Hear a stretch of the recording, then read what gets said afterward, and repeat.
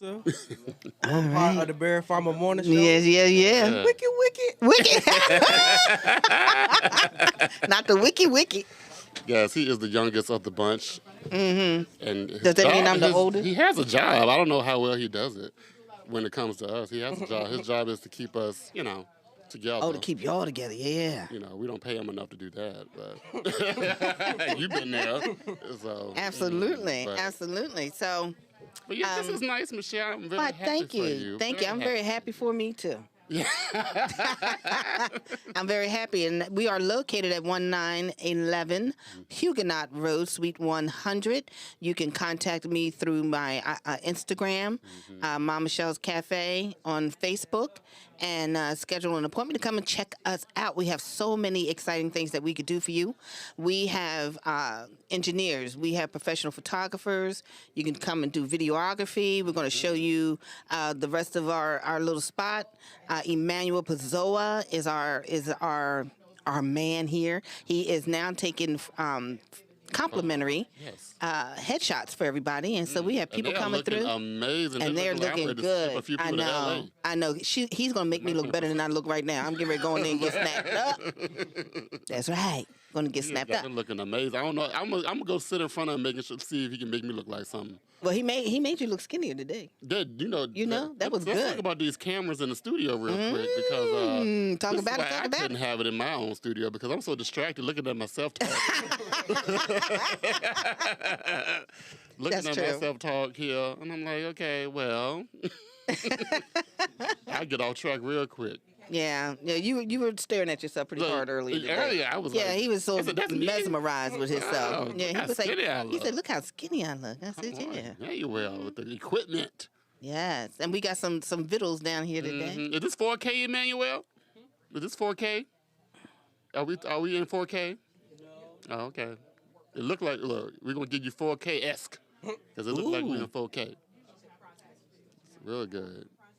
What's 4K? See, I'm new to the Look, game. I'm new to 4K. I just John, the open up producer. stuff. Take it away. That has to do with the resolution there now. Yes, the resolution of the TV. The resolution. The pixels? Is it the pixels or something? Pixels, See, I'm trying. Oh, okay. So we're looking quite fabulous. Yeah, that's what it is. Quite fabulous. Fabulous. And the studio looks pretty good too. We worked hard on it. Yes, yes. I've been in you, here thank you. almost every day.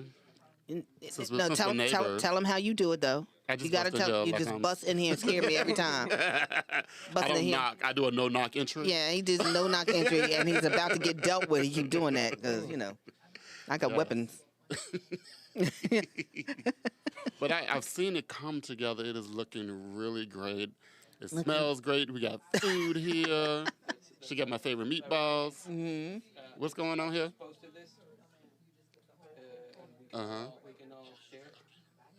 Look at that. You want me to? Let's get somebody else in here to interview. Yeah, Talk to people. yeah. Who's been in here interviewing Al Green? Nobody. Ain't nobody. Nobody Well, they all at the buffet. They can bring the plate. Tell them bring the plate. Yeah, over bring here the to plate over microphone. here. Go, All right. go grab a something. Okay, hold on 1 minute, everybody. You just sit right there. Just sit tight now. Look, she gonna yell from there. My phone? Which one? Which one? For the price of the food, you gotta come say hi. For the first- It's eat and talk on the show. You can slide your thing down, and you can come on down there. Oh, look who just rolled up in here. Mm-hmm. With Snack their and talk plate. at the time. What is Yeah. that called? What's that called again that we do? What is it? Bad manners. Yeah, AMSR. AMSR. AMSR. AMSR. Okay, so now, thanks for coming. Tell them who you are and what you're doing. You're live right now. Tell the people what's happening.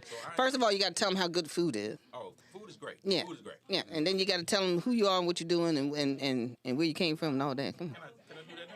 You can do it now. Okay.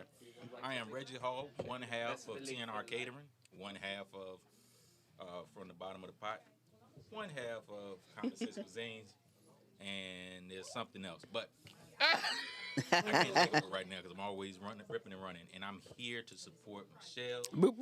She is awesome. She's always been in our corner. Me and my wife, Chef Ty. And once again, I ain't tell y'all people who I am. I am Reggie Hall.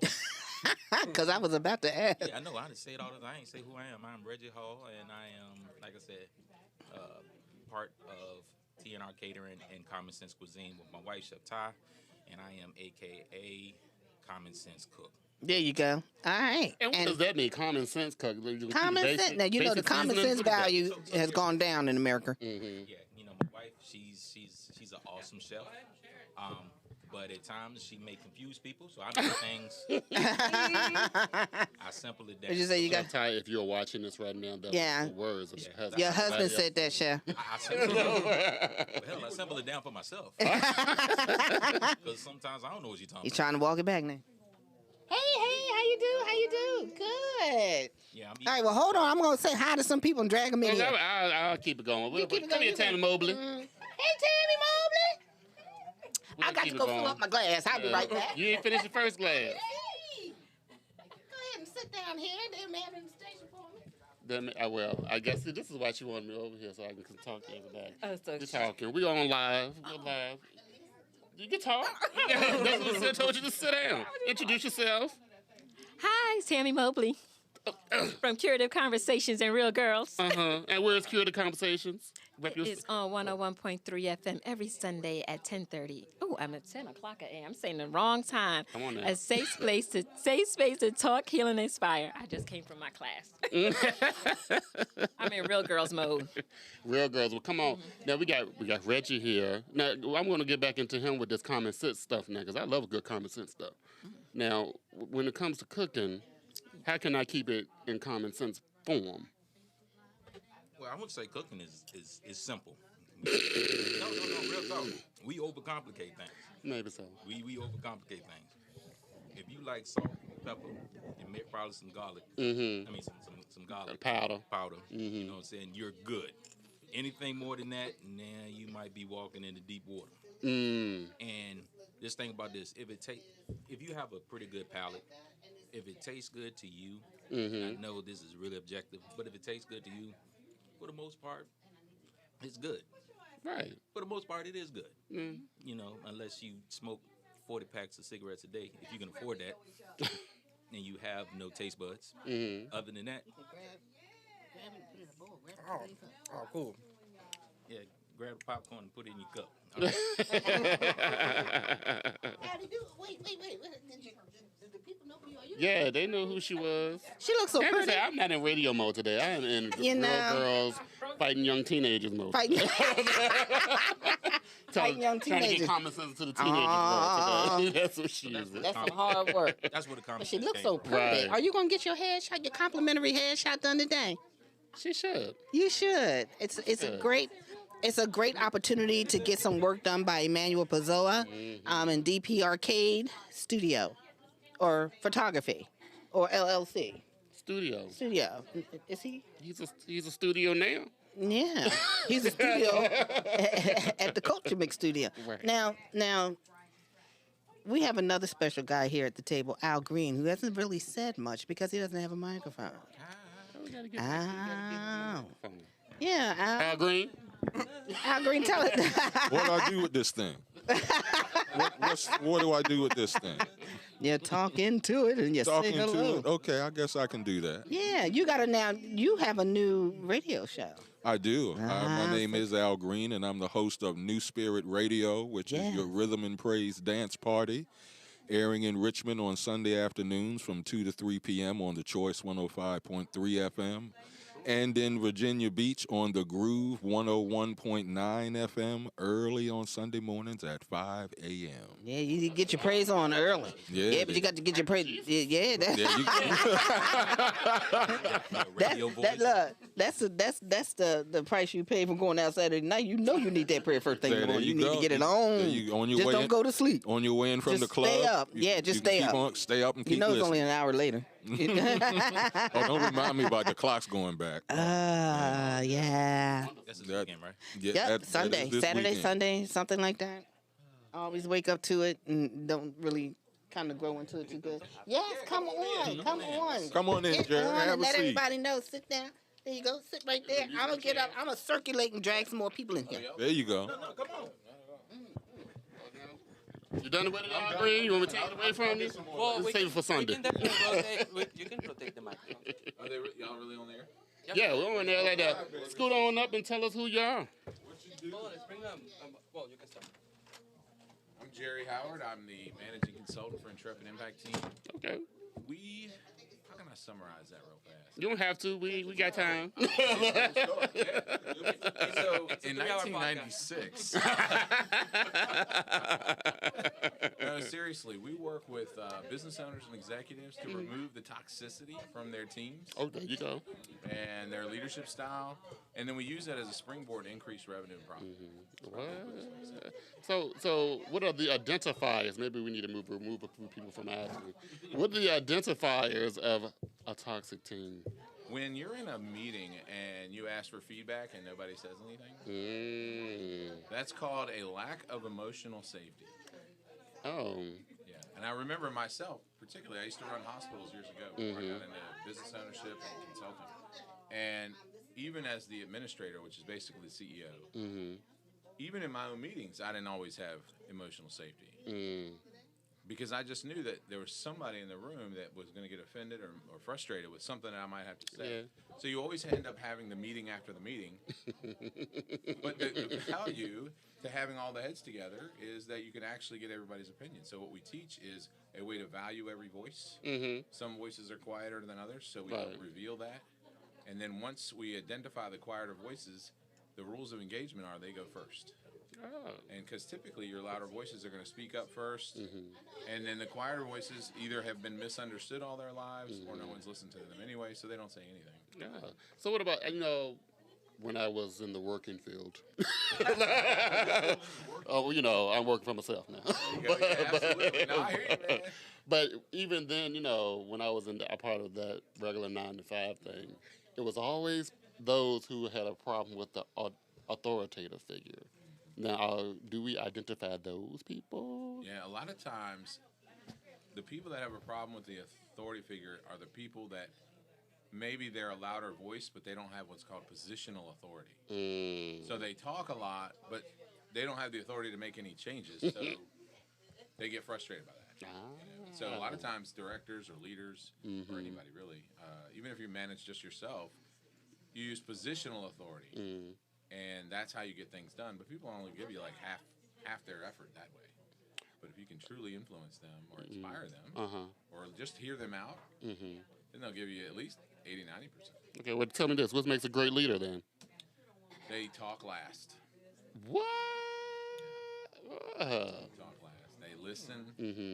They follow the rules of engagement that we teach them. And we really start with a foundational concept called the 5 leadership voices. Okay. It's loosely based on the Myers-Briggs, but it's way simpler to understand.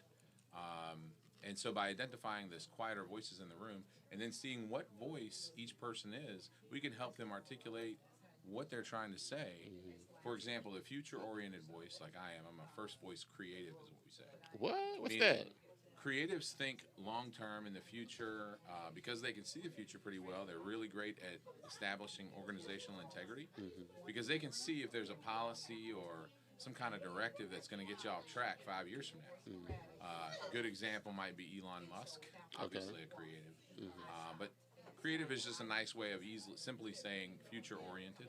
Okay. Well, because they're so future-oriented, a lot of times the first thing they say isn't exactly what they mean because the first thing that comes out of their mouth is 5 years from now. And everybody's like, what is he talking about? Right. I'm trying So to over get 5 minutes time- from now. Yeah. Like, we got to get payroll next week. We're not worried about Right, that's 5 days from now. That's right.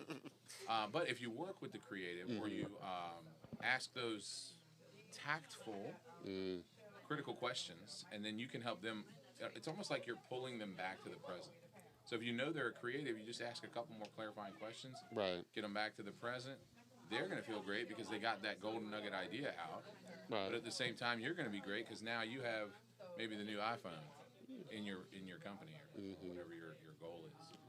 So that's just one of the quieter voices, future-oriented voices. But then 73% of the population's what we call present tense-oriented, which is the reason why the creative is often quiet. Because if 73% of the room is present tense-oriented, they don't have any idea what he's talking about. Right. They don't care. That's right. They want to know right now. That's right. What's happening right now, right here, right then, right now.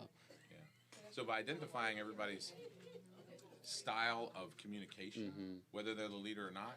Nobody has to rely on positional authority to get things done. So, in the workplace, who would you rather have, a creative or what is it called, a presenter? Oh, present tense, there's two. There's the nurturers. Oh, They're all about people, relational harmony, values. Very much about what does it take to get somebody taken care of right now.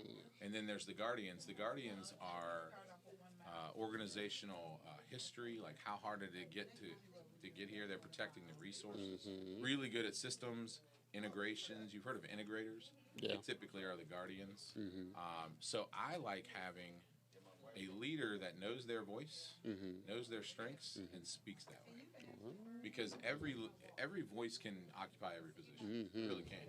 But is that position geared towards what your most natural strengths are? Or is it just something you've learned over the years? so we need all those people in the workplace. I agree 100%.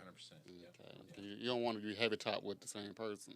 That's right. And what you'll find is in these startup tech companies, one of the reasons why they rise out of nowhere and then crash and burn is because it's a room full of creatives or future-oriented voices, like we call it pioneers, a future-oriented voice.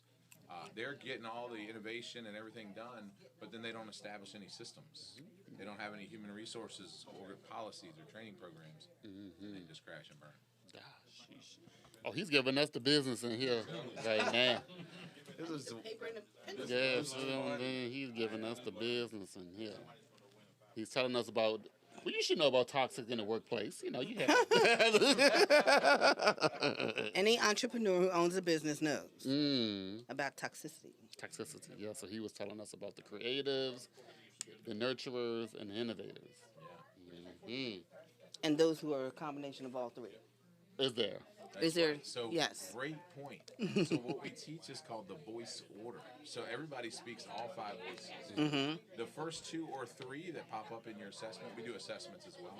They're the ones that are most natural. So for me, it's creative, connector, and pioneer are most natural. All future oriented. So I'm just, a space cadet. Basically. That means.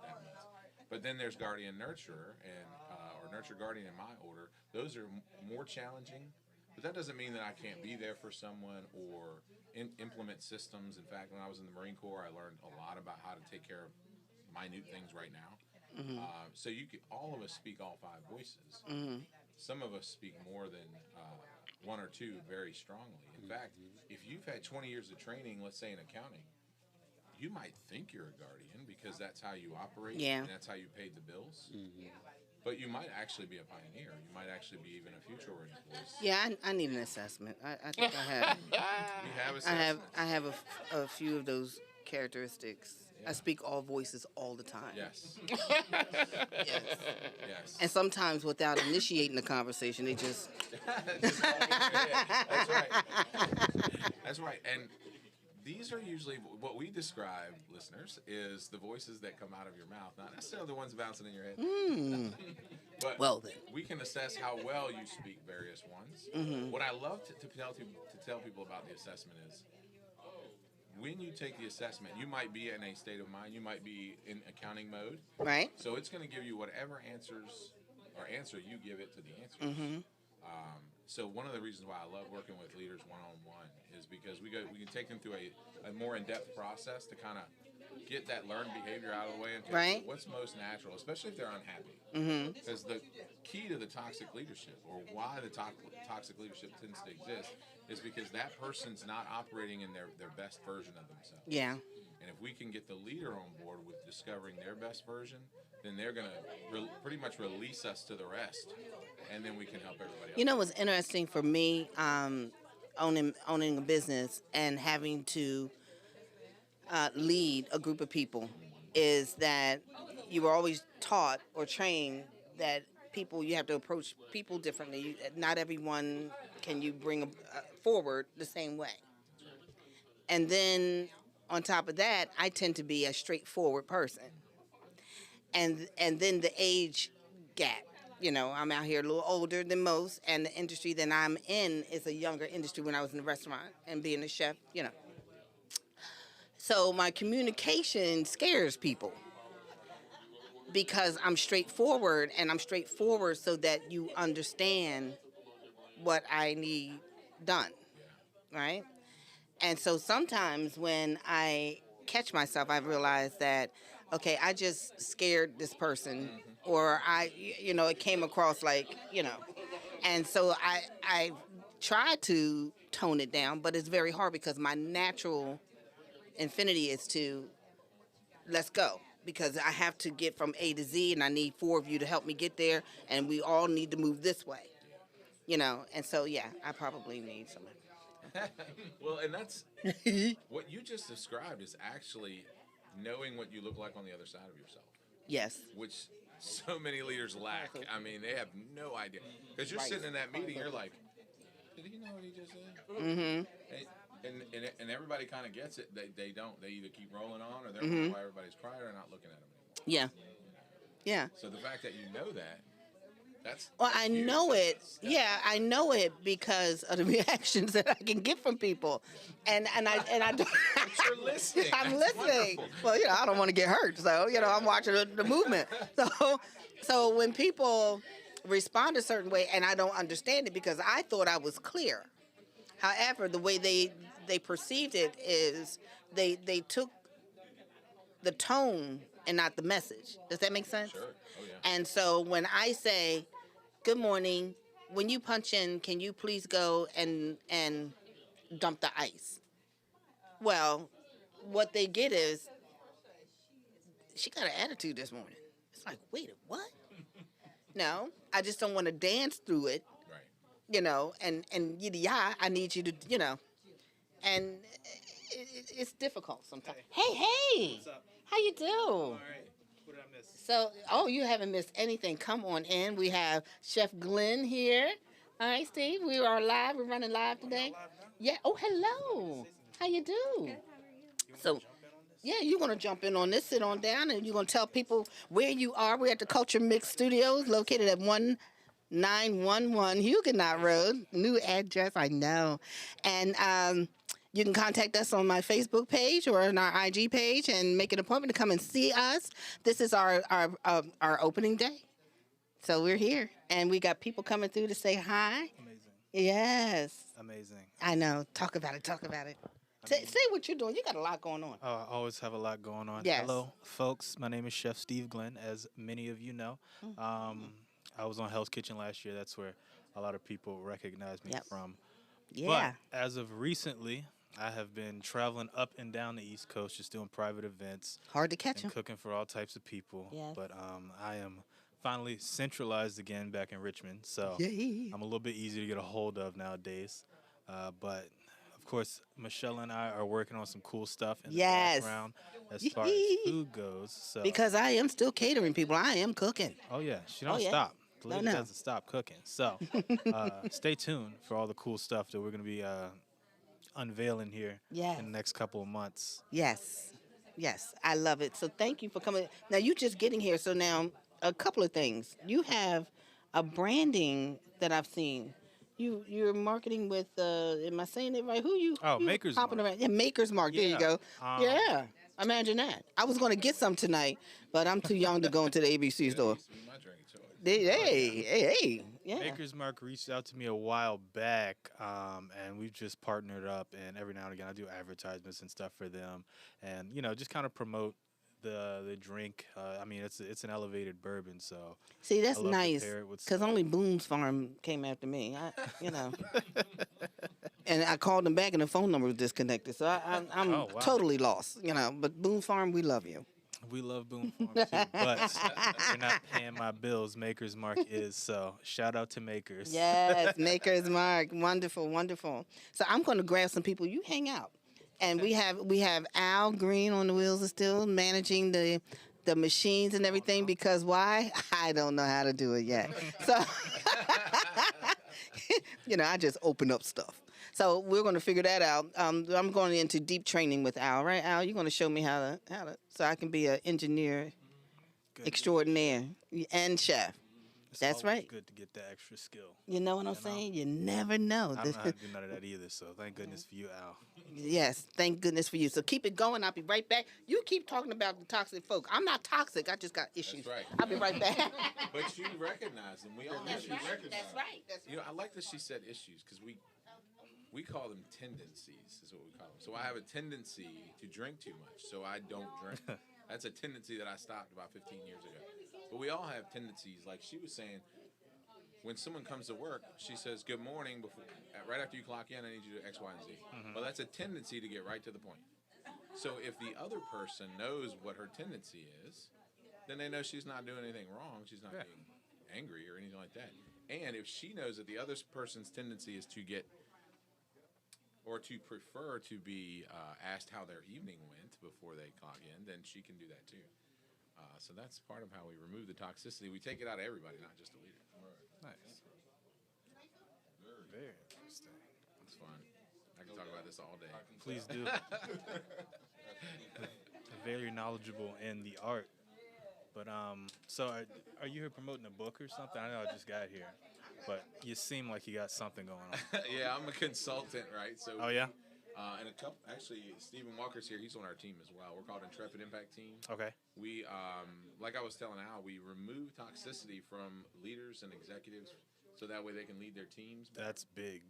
And then use that same new culture, really, to be so punny, to springboard revenue and profitability to the next level. And one of the things before I got into doing the leadership stuff, I used to help business owners scale their businesses. So if you're doing $500,000, maybe we write a plan for $5 million.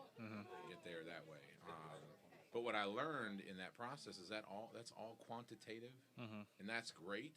But if you can't get anybody to do anything because they hate you, that doesn't it really doesn't get mean you help me. anywhere. That business plan is going to get dusty on the shelf all day long. Chef Ty said hi. What's up, Chef Ty?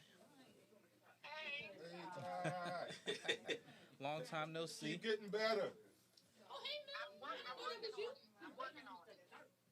right. Good. Okay. All right. I'm gonna run and then I'm So when you say removing toxicity, do you work with a lot of restaurant owners? Because I've been in restaurants all my life, and it's the most toxic environment I've ever stepped foot in. Margins are so low. Low, on the floor. Yeah. I personally have not, but members of our team have. And yes, the key really is getting the leader to understand who's in their audience or who's on their team, like what their wiring is like, or what they prefer to be, how they prefer to be led, and then they can adjust their communication style. Same thing with the other. If we can tell the team members, that's what I tell people. Like I used to run hospitals before I got into consulting, and if you were a mediocre administrator, or the CEO basically, in hospitals we call administrator, even if you were mediocre as a leader, if you were there a while and you had some pretty good team members, you would have a good building because people got used to complimenting your weaknesses. And so we take that same concept as you don't have to be this all-star leader guy or anything like that, but if you understand what your strengths are, we can help your team complement those areas that you're weak in, and everybody can work well together. Makes sense. Makes a lot of sense. It's like, I remember, and we were talking about the voices before you got here. There's 5 leadership voices is what we teach. It's just a very simple way to understand Myers-Briggs. But if you've got, like we used to have like certified nurses aides. They're in the hallway. Some of them are really quiet, nice. Some of them are loud, and you're like, what in the world is she doing yelling? This is a hospital. You can't be acting crazy in the hallway. Well, if she's a louder voice and she's feeling like no one's hearing her for whatever reason, she's going to come across that way. Yeah. And if she knows that, if we can help her see what she looks like on the side of herself, then we can help her kind of tone it down. Just like Michele was saying. Yeah. She understands that she can come across real strong, so she'll tone it down. But most people don't have that awareness. No. Firsthand, I've seen it. A lot of people just, they can't hit the switch. And I've seen it be a detriment to so many people. But yeah, that's good work you're doing, I swear. Cause, It's great. Just getting this across, it's great for business. Well, thanks for saying that. Yeah, our mission is to restore trust in leadership. That's what it comes down to. Because like I said, earlier I was saying, even I didn't have any emotional safety, and I was in charge of the whole thing. Because I was always worried about what corporate's going to say. Is my boss? My boss was usually vice president of whatever, and they're going to come in and they're going to question everything, this, that, and the other. But if I didn't have that concern, or that if I had more emotional safety in that situation, like I could be honest with them, because you always think they're going to use something against you. So break down those walls. So you were saying something earlier about Hell's Kitchen. I'm curious. Yeah. So last year, my season aired. I was on season 20 at Hell's Kitchen. We actually shot it way back in 2019, but it got delayed because of COVID and all that good stuff. So if you go back and look at it, I'm like 40 pounds lighter, much younger, but still the same guy. I can still cook just as well. Actually, much better, miles better. That's it. But yeah, it was just a crazy experience. I mean, it's of course like no restaurant in the world. When you want to talk about toxicity, I mean, Gordon Ramsay, he's a hard cookie to work with. But strangely enough, I didn't get too many toxic vibes from him, just because at the end of the day, he's got that leadership quality down to the point where, all right, maybe in his younger days he was tearing people down, but by the time my season came around, he's a much more mellow person to work with. You still don't want to get on his bad side, of course, but he was a really good mentor for me, and I learned so much from him in the time that I was there. And I mean, wouldn't trade the experience for the world. But just from there, once Hell's Kitchen aired and all that good stuff, everything went off. Everything just kind of skyrocketed. Got my name out there, which was nice. I got to meet a lot of cool people over just the full course of it. Mike Tyson was a cool guy too. We cooked for him on the first night, and he ate like 8 desserts, which was unexpected from him. But I saw that recent fight he did. Yeah. Like the exhibition one? Mhm. Man. Oh, he's still got it. He's got it. Iron Mike is never going nowhere. I couldn't believe at his age and what he's been through how fast he would pivot, 90 degrees, whatever. I mean, he was like lightning still. It was amazing. He really dialed it back. He's a powerhouse. Yeah, because he would have. I think he could have destroyed him, but he didn't want to make it. He kept saying at the end too. Hey, did the people get a show? They got a show. Then hey, we accomplished our goal. Mike Tyson. So I like that. That's really cool. Who else did you cook? Okay, so we cooked for Penn and Teller. That was cool. Chris Angel, we had like a magic night, so both of them were there on the same night. The guy who plays Porky Pig, for some reason he was there, but he was a cool guy. They made me do the voice. I'm glad they cut that part out of the final edit because very embarrassing. But No doubt. Gabriel Iglesias, he was a cool guy. Well, actually, Gabriel Iglesias and I, we bumped heads just a little bit. Oh, yeah? Yeah, because I messed up his appetizer. But, that's Really? neither here nor there. I'm surprised he just wasn't gracious. Right. You would think that once you get a salty carbonara, you just stand up and jump for joy. But he was not that kind of guy, unfortunately. But still a great guy. And then, just world-class chefs, Nancy Silverstein, Michael Samarusti, just a lot of people who I've looked up to, over the course of my career. Richard Blaze, he was a cool guy too. Richard Blaze was like, he gave me so much advice in like 30 seconds that set me for the rest of my career. Oh, that's awesome. And it's just stuff that I would never think about. Like one of our challenges was they gave us an expensive ingredient that we were supposed to incorporate into our dish, and my ingredient was austere caviar. And what I did was I did a lobster tail and I poached it and I basted it with the caviar butter. And of course, his advice was, hey, if you're not paying for the caviar, use a ton of it. And from then on, anytime I've used caviar that I wasn't paying for, use a ton of it. It's always received well. I like that. But yeah, it's just so many things happened in that 6 weeks I was out there that pretty much set me up for a successful career in the future. So, just grateful for the experience and all that good stuff. Was that something you had to apply for to get on? Yeah. So the application came to me via Twitter, strangely enough. But casting agents are everywhere all the time looking for people. And the application itself was about 14 pages long. So I was like, I'm not doing that. And I didn't. I went out, had some drinks, came back, just felt the need to go ahead and answer all the questions. I answered them as honestly and as openly as I could. Yeah. And 2 hours later, I got a phone call. Wow. And they were like, we got to get you on the Hell's Kitchen. So let's get the casting process going. I went through like 4 interviews, and then they gave me the news. What's up, Ellen? How you doing? I'm good. I'm good. But oh yeah, they gave me the news, and it was just kind of history from there. Flew me out and had me under top-notch security all the time because they don't want the cast getting out. So, I mean, you're under lockdown the second you land. They put you in the back of this blacked-out SUV, take you to the hotel, and that's where you are. It's between the hotel and Hell's Kitchen. That's all you're doing.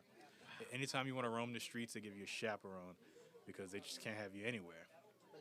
But That's trippy. yeah, it was a that's crazy legit experience. celeb stuff right Yeah, there. it was.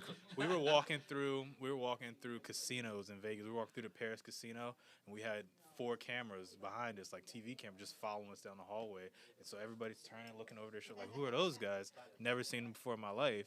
I'm like, "Just wait a couple years." That's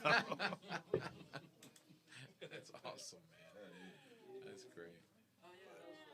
Like I said, it's world-class experience. Oh my goodness, we flew on private jets, which was That's amazing. We got to, we flew right over the Grand Canyon. They tilted us in. Oh, and you can see it. Yeah. Oh man. It was sweet, and we stayed. I want to say we stayed at pretty much we probably about 8 different hotels just on the Vegas Strip. Pretty much anything that was connected to Caesar's Palace, we just had that. We could go free in there just because Caesar's Palace was a big sponsor for our season at Hell's Kitchen. So yeah, it was just a good time. Good time. And Sounds like it. fortunately, me and Gordon were pretty cool. I have good stories to tell about him, unlike a lot of my other cast members. Which, sorry for those guys, but I mean, we were cool. Sounds like you were open to receiving it too. I Yeah. think that's a huge thing. Well- That's the other thing when we talk about leadership. You've got to be in the mode of being led as well. And it sounds like you were. I mean, to be a great leader, you have to learn to be a follower first. Yeah. Some people skip over or try to skip over that. But if you're in the presence of someone who you're trying to learn from and you're open, I mean, I can see how. I mean, my would do real well. whole reason for going on there was just so I could soak in as much information as I could in the time that I was there. If I'm the first one booted out, I still want to learn as much as I can while I'm there. Now, fortunately, I made it pretty far, so I was able to, just soak in information, just store it in the back of my head for later use. But you can't go into something like that with an ego that's bigger than you Good are, point. because that's usually how people crash and burn, which I watched a lot of. Yeah. And I mean, it's a super intense situation to be in, and it really humbles you. No matter what you've dealt with in your career and what you thought was like cool, once you get there, it's like the real deal. Like, it separates the men from the boys. Yeah. It's I've watched plenty of men cry just from the sheer pressure and the heat. Yeah. Just watching people break down every single night it does a lot to you, honestly, but it kind of wakes you up and you kind of realize that, oh, this is real life. But yeah, that was. We have people. All the time.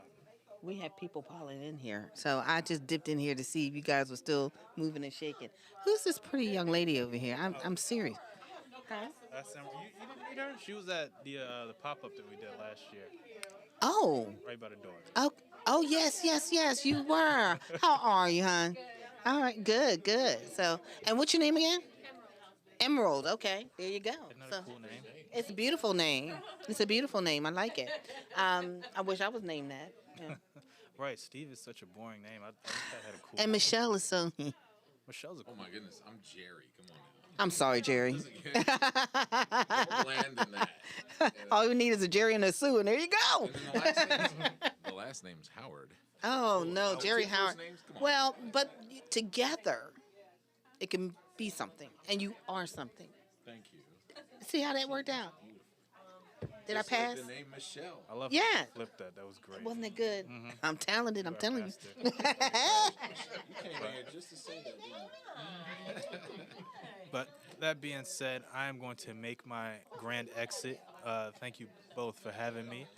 And I don't know who else is going to come in here, but I'm sure, somebody's going to come in here. Well, congrats. Y'all take it easy. Great Thank hearing from you. It was nice to meet you, Jay. Yeah. Absolutely. Pleasure to meet you, man. Emerald, it was nice meeting you. Glad I didn't hit you with my chair just now. Yeah.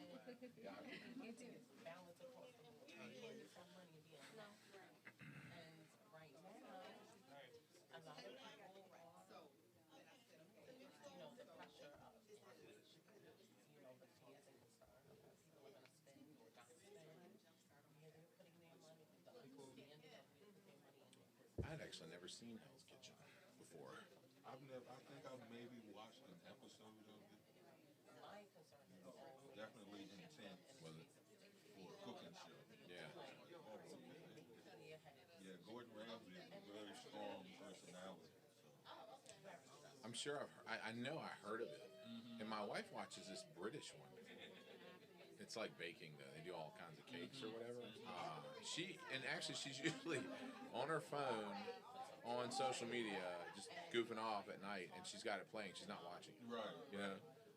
But I do that a lot with TV. yeah, when I sit and watch TV though, I'm usually watching it, and so I've watched a couple episodes, and even that was kind of intense. And they're all, they're British, and they're like, I shouldn't say that. I've got friends in London. I should not say that. But Hell's Kitchen sounds intense. Yeah, it is. But now having met him, I want to go back and watch some episodes. Oh yeah, me too. Yeah. Yeah, but he's a cool cat. I'm glad to hear that he went in with that perspective. Yeah, because I can think of people that I know that put in that reality show setting. It would. Yeah. Yeah. Absolutely. I was listening to, I think it was Simon Sinek, actually. He was talking about the SEALs. He always talks about the Navy SEALs. And he says that the prima donna guys that were awesome in college, they never make it. The guys that go in there, and nothing against tattoos. They're all tatted up. They got something to prove, how tough they are. They don't make it. He said that the guys that when they're just at their lowest and they've got an ounce of nothing left. They got nothing left, but can still find the energy or the power to lean over and help somebody else. They always make it. They always make it. Yeah, and he did another thing recently, and I watch these videos on LinkedIn. There's always something floating around. Just recently said there's high skill or high capability, and then there's high trust. And they'll take a guy that has lower capability but high trust over a guy that has high capability any day. That makes sense. Yeah, and I'm like that with my team. Like, we have there's 6 of us now, including me, all with expertise. Like Stephen Walker's here. He's our media guy. He's been in TV and advertising for years. So if our clients need that kind of help, then we bring him in. Kay's been doing fractional HR forever. She said she might have made it. I don't know if she's here now. But I trust them. So I don't have to worry about what they're going to say or do something wrong. We all speak that same language that I was talking about earlier. But trust is huge. It's huge because you don't have to babysit. That's right. You don't have to. How we doing? Doing great. Everybody still at the buffet? We should turn them that way. We should turn them that way so that people can see. Okay, so we have dessert provided by Maggie's Cupcakes. She is somebody who I partner with. I believe in collaborations. I am a big believer in collaborations, and this is why. Did anybody ask why? Oh, why? Oh, there you go. Oh, I was waiting for that. So let me tell you why. Tell us, please. Bring it. All right. One of the really is because I have a give back nature and a cooperative nature. And so it makes sense when you're a small business or a starting entrepreneur that you sit up under somebody and learn some things that you're passionate about that will tie into what it is that you do. And so I've met some beautiful people along the way. That's my phone. Yeah. Hold on. Good. Yourself? Yeah, come on, Andy. There's a seat. I know. You better come on in here and say hello to let people know you was here. I know, but come on, sit down. Oh, wait a minute. Oh, never mind. Oh, here it is. It is. Yeah, come on, sit down and let everybody know. That's true. No, this is what this is. This is the community. She's saving it for you. Yeah, podcast room. And that way, I don't have to talk so much. But I was talking about collaborations and how I think that is very important, especially for small entrepreneurs, young entrepreneurs, anybody. You don't have nothing for husbands? Huh? No cooperations there. On that show. Okay. And so this is dBArcade. All right. Ladybug, tell them who you are. And she's here at the Culture Mix Studios located at 1911 Huguenot Road. Okay, and you can contact us through email at mamashellscafe@gmail.com or contact us through IG or Facebook. So, D. Marie, what you doing here, girl? Come and experience the culture mix. Ah, I love it. Yes. I love it. Well, thanks for having me. This is great. Yeah. This is nice. Yeah, we're doing some, people coming through and talking about what they do, who they are, and why they're here. Coming to support me. I really appreciate it. And also Emmanuel Pazzoa, who is partnering with me, and he has the no, I'm gonna say podcast. That's this where we are now. He has the photography industry, and he is so good. dBArcade. You can also follow him on IG by the same name and Facebook. So take it away. Well, I like pictures, so Yes. I'm always You're picturesque. ready to be in front of a camera all the time. So Yeah, you ready for it? yes, I'm ready. Well, my name is Dee Marie, and I am one of the co-hosts of the Berry Farmer Morning Show. Voted number 3 in Richmond. Yes, the Might I best. say? The Might I best. say? Yeah, yeah. best Woo in woo! Morning show. I'm telling you. Right. Really, yes. we understand. We know. It's okay. We We know. we know who the people's choice is. Yes. Yes. Yeah, we know who the people's choice is. Yes, it's That's what really matters. me, but nobody knows that. It's That's what totally undercover. No. The voice behind the Yeah, right. Yes. Yeah, congratulations on that win. Second year. Second year in a row. So it's definitely been a blessing to have watched the show have grown so much over the years, and especially in such short time. Yeah. So that speaks volumes for us. I gotta go cut cake, folks. I just remember somebody asked for a slice. Keep it going. Oh, All right, and I'll go grab somebody else. okay. But tell them about the Berry Farmer Morning Show and about you. What- And on the street, what are you doing? oh, okay. Yeah. Well, yes. Right. Well, on the Berry Farmer Morning Show, we are a syndicated radio show. We air Monday through Friday from 10 to 12. And on the Berry Farm Morning Show, my segment is The Word on the Street. Oh, I love it. So I get all of your celebrity gossip and content. I love to interview local businesses, entrepreneurs, and things like that, especially our indie artists that are local and out of town. And I also meet with a lot of celebrities as well. So I have a good mix of all. So that is my portion on the Berry Farm Morning Show. I have been on radio for about 4 years now. So it's definitely been a blessing. I've been on the Berry Farm Morning Show for about 2 years. So it's definitely been a blessing since I've been on that show. I have grown so much since I first started on radio, being on the Berry Farm Morning Show. So, yeah, so you guys should definitely tune in. What is the word on the street then, Dee Marie? Well, of course, right now, the news that's trending, of course, is Takeoff from the Migos right now. So that's pretty much what the word is right now. So, yes, but you got to tune in to find out more. That's right. That's a takeaway right there. That's right. You got to tune in. So usually whomever I'm interview is the word on the street. So. How'd you get into radio? Well, it's funny because I was on Instagram one day, and I was actually new to Instagram, so I really didn't know what I was doing. But I was just scrolling, and I actually saw a friend of mine who had a post, and it said, looking for a female co-host. And I have a medical background, so definitely was not even thinking about radio. But I was like, oh, let me hit my friend up and see what's going on. And so, and who I hit up on Instagram was B Sounds. So, B Sounds is from Power 92. And so I DM'd him and I said, what is this, female radio co-host that you're looking for? And he said, well, I have a show.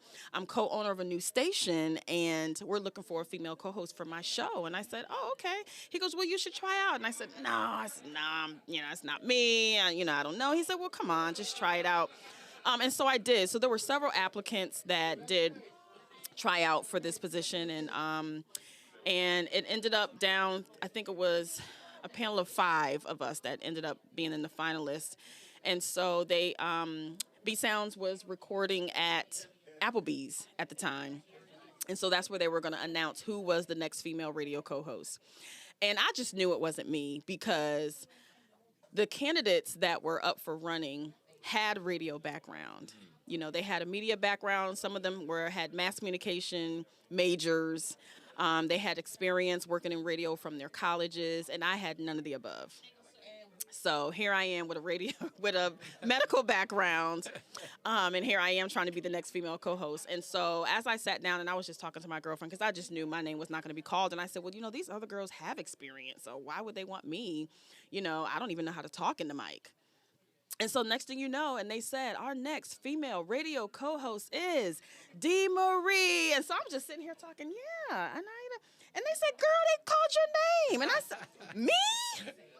And so there, I believe it was April 18th, I think of 2018, I want to say, or 18, is when my radio career started. And so ever since then, I have grown, blossomed, and she's no longer scared of the mic anymore. That's so cool. yes. So it's been great. It's been great. Many opportunities. So many doors have opened up since I've started. So I went from interviewing local artists in the community to now celebrities. So it's pretty cool. It's pretty cool. Yes. Now I'm booked and busy these days. Yeah. So it's very exciting. What's the most recent celeb that you've interviewed? Several. Just a couple weeks ago, I was with a rapper, Key Glock. He was known for being with Young Dolph, that recently passed away this year. And then 2 weeks before him, I was with Mario. And actually next week, I'm going to be with G Unit. And then after that, I'm going to be with another undisclosed rapper. Still hear the quarters dropping in my. So I have I've been with many. I was with Rashida from Love and Hip Hop Atlanta last weekend. So my schedule is very, very busy, and still booking going forward. So it's not just celebrities, you know. I really want to focus and highlight on my indie artists as well. You know, I love using our platform, you know, for them, you know, to get their music and share it with the world. This popcorn's Nice. here have been bothering me for a while. Are we? Huh? Are we? Look, you was in there talking, and I was like, I hear dMarie, where is she at? Well, I said that too when I pulled up, and I said, "Now, ain't nobody in the studio. I said, ain't nobody give me the memo." That's the neighbors. And then I heard the infamous in the parking lot. Well, your voice led me to the party. Did Tammy leave? Your voice led me to the party. Where's Tammy? Tammy getting her headshot. Tammy Mobley, you getting? Beanie shots in there. I don't know how I look like that. But you know, I'm Well, you've been looking good all day over here. With what Emmanuel's been doing today. With all the cameras and everything. Been looking skinny and I'm spoiled. You know, I need more than a headshot. Do you take one? No, I got to get down. I need more than this. That's right. Oh, you gotta go do one because he out there making people look like glamour shots. What? Oh yeah. You gonna, I'm gonna look like Rashida? Yeah. Honey. Pat LeBear, everything. Yeah. do it. Give it to me. Yeah. I was like, whoa. Because he was like, you read out, I don't know, I'm looking like. Right, I don't know, I ain't even. Yeah. But he took it and he gave me a little black and white on there. And I was like, And I would drag all that down, but if I go and take it right now, it'll look just like me right Got now. you looking like Tyler Perry, huh? he always looking like the cover of Forbes when I walked in. Right. I was like, what's his name? Ooh, what's his I'll take name? that, too. Mm-hmm. What you say? I'll take Forbes. That's right. She loves that. These sandwiches are hitting. Did you do one now, Grace? Not yet. You gotta get in there and get you one of those. Mm-hmm. Alright, so what's up? Who we missing? A lot. Where's Don? He getting a headshot. Oh, good for Yeah. That's Mr. Photogenic. He was so funny. He was so funny. He whispered I at me. He need- said, "So I about need, these like- headshots, how much did it cost?" I was like, I need a whole complimentary. He was like, session. he took off. I ain't seen him since. Probably been there jumping around one. Yes. Oh, he went into that. That's what I need. No. And also, guys, there he goes. There he is, right there. He So, got another one. oh, you like those? Mom, where's mine? Bear? Bird. I'm about to tell you. That's the photogenic one right there. And listen, we do rent out this space. I failed to mention that. We do rent out the podcast room. We have a price list, so just contact. Does he come with? Who? Oh, yes. So we do have an all-inclusive. what I mean. Also, Al Green comes with it. If you want an engineer to produce your show, he's available as well. So we also have a content writer on staff. We're going to have her up here, Steph B, coming in here soon. And so we have an all-inclusive, So we have an all-inclusive package here for anyone that's just getting started in podcasting, want to get on the internet, streaming stations. We have consults with Barry Farmer. He's consulted with me. Thank you, Bear. Thank you, Bear. And so we're having a good time here. We got a lot of people flowing through. I hear some people. I'm going to drag them in here, so y'all get out the way. Yeah, y'all got a show to do. Yeah, you got to get a headshot. So you might as well finish. You going? Hey, come here, Jack. Come on, Jack. That's Jack. Come on in here. Now, this is my sister-in-law. This is my sister-in-law, Jackie Wilson. Hey, Jack. Say, hey, Jack. Hey, how y'all be? Yes, right. That's right. I love her. She's been rocking and rolling with me in business now for 12 years. And she's helped me out here at the studio, painting and designing and conversating and eating. We've been eating and carrying on. We're doing a good job. A little bit of everything. That's right. So, I'm trying to get her to do a spot here called Jackie's Country Corners. I think she's hilarious, and I would love for her to come and do a podcast. We're going to keep working on her. No, I don't think so. We going to get you. Who knows, though? Who knows? You never know. You might accidentally come up here and do something. You know it. So thanks for stopping by, sweetie. You're welcome, baby. All right. Y'all enjoy yourself and keep Thank on you. doing what you're doing. All right. Thank you, baby. I love. All right. So stay tuned. You keep on talking about them toxic people. I'm going to go grab some. The healer. Oh, he's healing them. All right. Healer. No, that's a good one.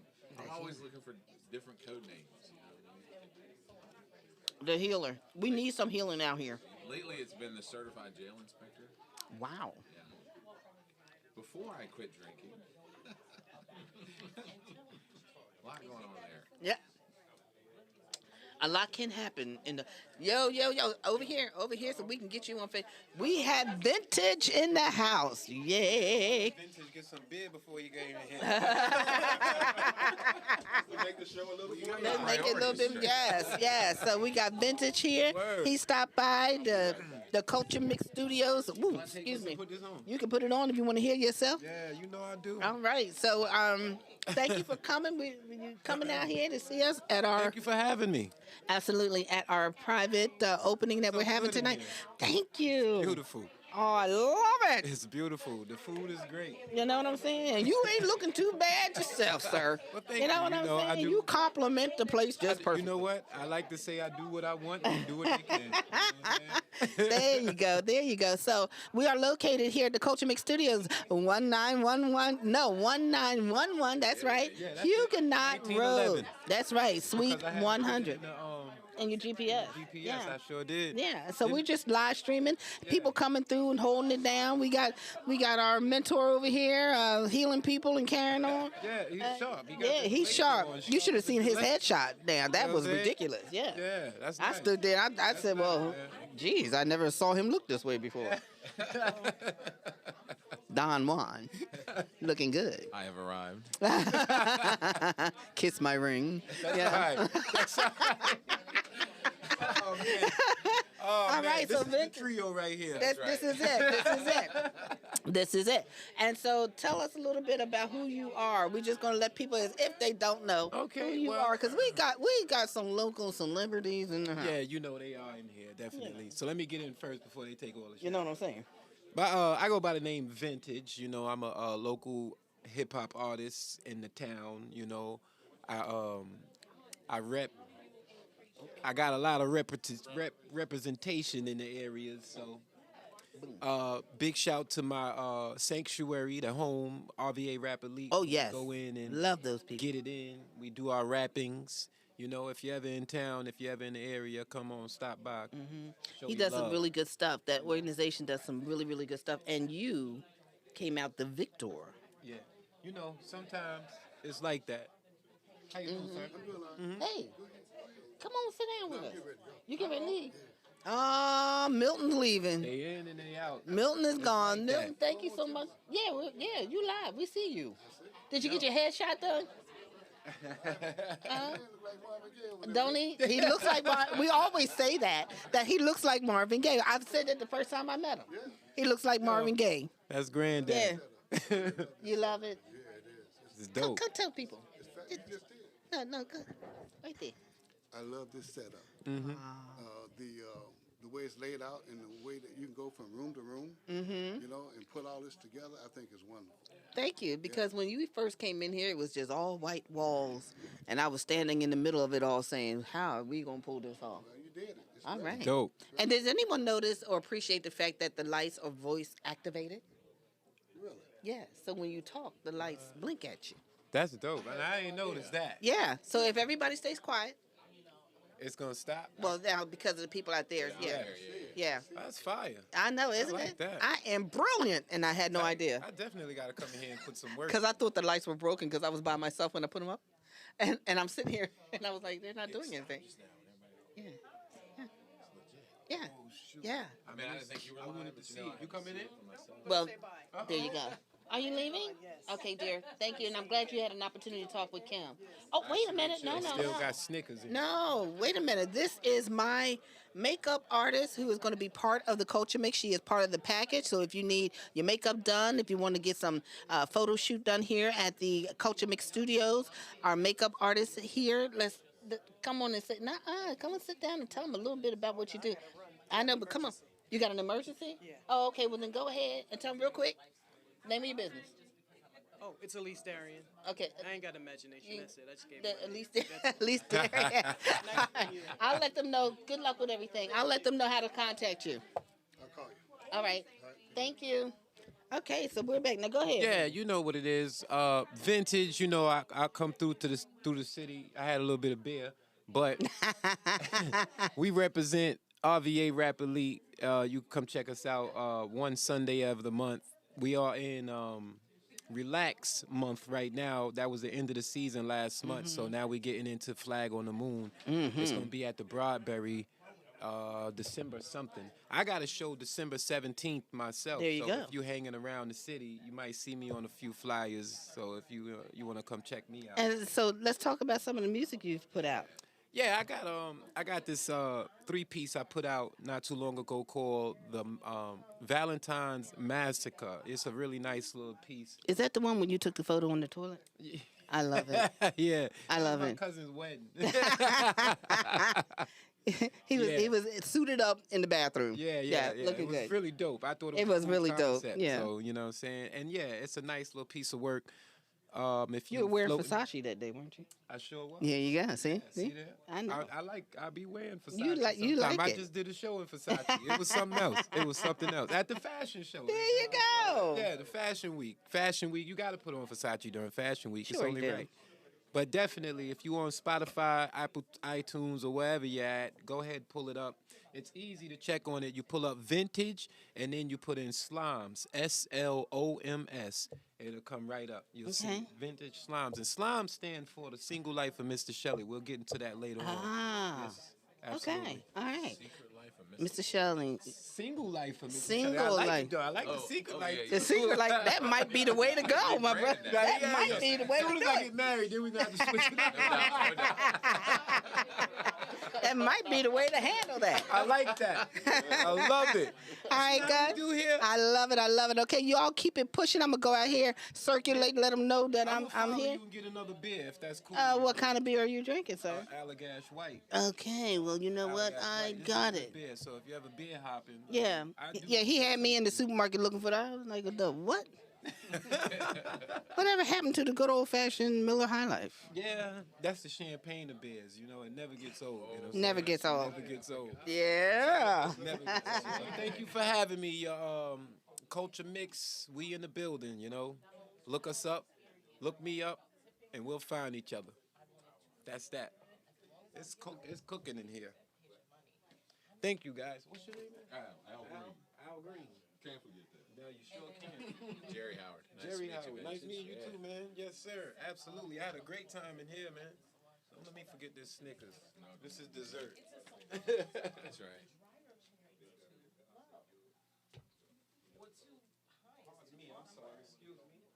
You know, and I was just like, me too. And I know people think that I'm just taking but you said something great. I am. Yeah, this has got a great vibe. The whole place. Yeah.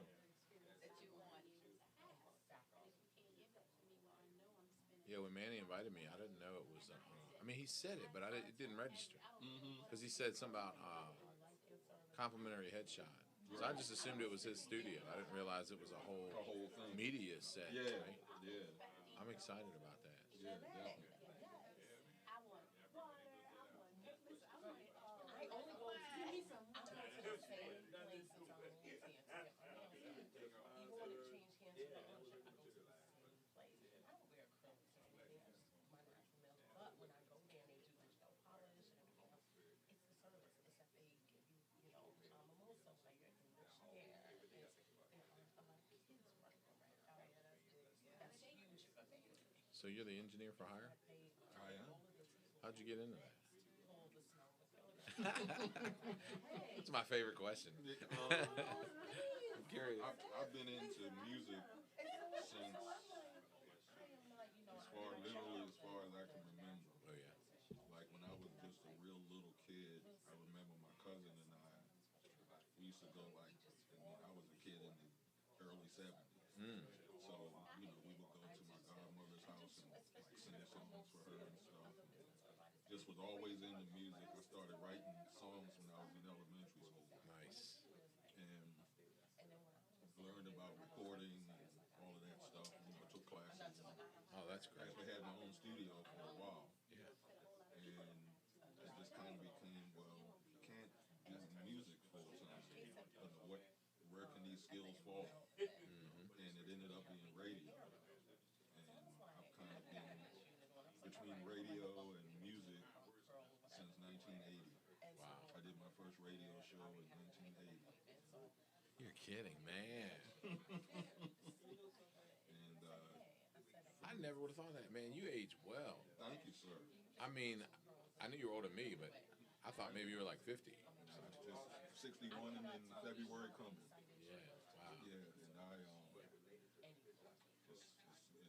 I've always loved, one of my radio mentors used to always say, man, this business is worse than drugs. You can go to rehab for drugs and get off of it. You can't get this stuff out of your system. I'm like, man, he was not wrong. That's so interesting. So yeah, I've worked on radio, ran some studios, owned the studio for a while, did work with record companies for quite a few years, really back in the 80s, doing promotion. I was with MCA Motown. We promoted Richie and Stevie Wonder, New Edition, and Patti LaBelle, and they were all on our roster at the time. I bet. Wow. Things were certainly different back then. Just the concept of this is just like. I guess that would probably take up a whole room. Oh yeah, when I took my first engineering course, the board wouldn't fit in this room.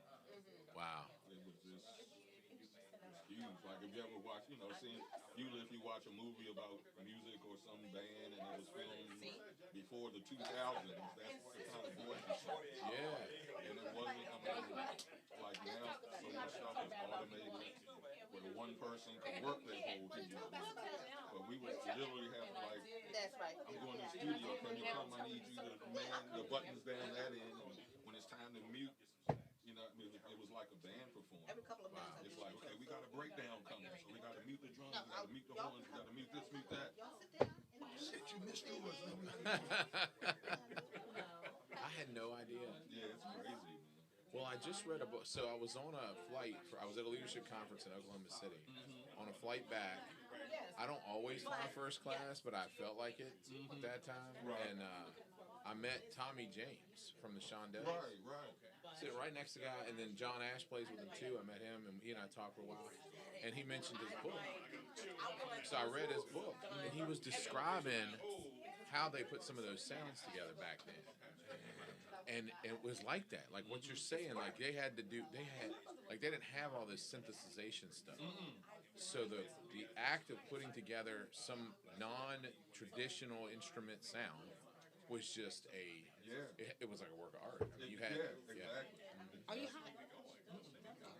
yeah. Oh, And that wait. sounds like what you were describing. This is not my wine. It's not mine. Yeah, it was definitely. Those are the kind of stories I always like to hear. Like there was one song that Beatles recorded. Can't think of the song. But the engineer said he hung one of the guys upside down, rope from the ceiling, and placed a microphone. And they wanted something, whatever the effect was, they wanted like he was going past the mic, so they swung him. And he's singing or whatever he's doing, and they're recording. I'm like, see that? You don't even need that kind of creativity anymore. Yeah. Now they got software that you can make it sound like it's going around your head. Well, and then that's an art in and of itself too, to just navigate that. Oh yeah, for sure. Yeah. My little brother, he doesn't do anything with music anymore. But from the time I would say he was, you know what he told me? He was probably in middle school. I think that's when Aaliyah popped off, right? Okay. And he told me, he didn't tell me this, but like 5 years later, he said, yeah, the only reason I got into hip hop, man, was because I wanted to get big and then be able to marry Aaliyah. That was his whole goal. But he rapped for years. Okay. Him and his friend built a studio in the backyard. But as they got older, they just couldn't get along. They were just on the brink too, because they had a couple shows downtown. The name of the group is Arms of Skill. Okay. And like arms with a Z. And then they just couldn't keep together. They just couldn't get along, man.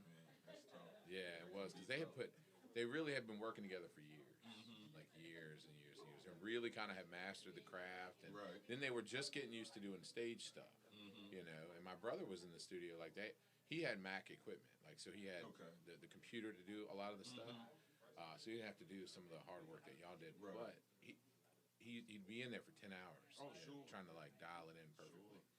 So I remember him describing that experience, and I've told him. I mean, he just has a ton of creativity in him, and I keep telling him like you should at least write, just write, like, write with a pen or speak into this. And I do a radio show with Mike King, and you talked about it being addictive.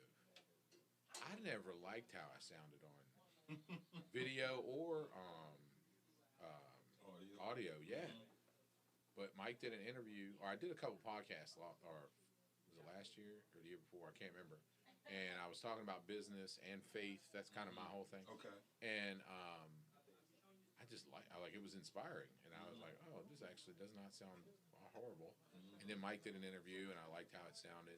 And then I started talking to him about doing a radio show, and he had a time slot for me. So, long story short, I love doing it. Like, I love it. Like, having guests. That's why I got so good at asking questions, because of course I could talk all day. But asking people questions, man, that's the key. And getting them to tell their story. That's the trick. That's so much fun. Like, just hearing what people, and people get hype on there too, Like, get real excited. Just hearing you talk about what you've done, just fascinating to me. But yeah, so I hear you on the addictive part.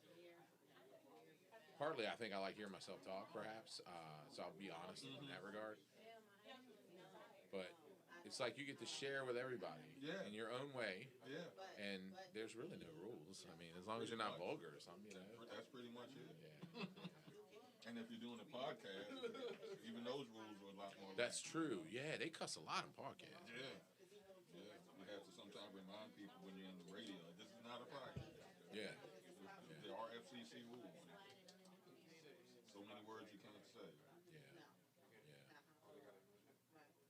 It's a good point. Mike never gave me the rule list.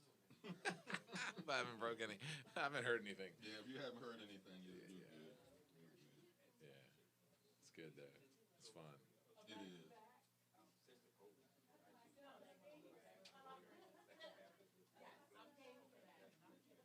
And And you said you had a studio before. Did you sell it or decide to shut it down? No, I had some health issues and had to shut it down. It was funny, at the time, my studio was in Petersburg. And I was like the first studio in town.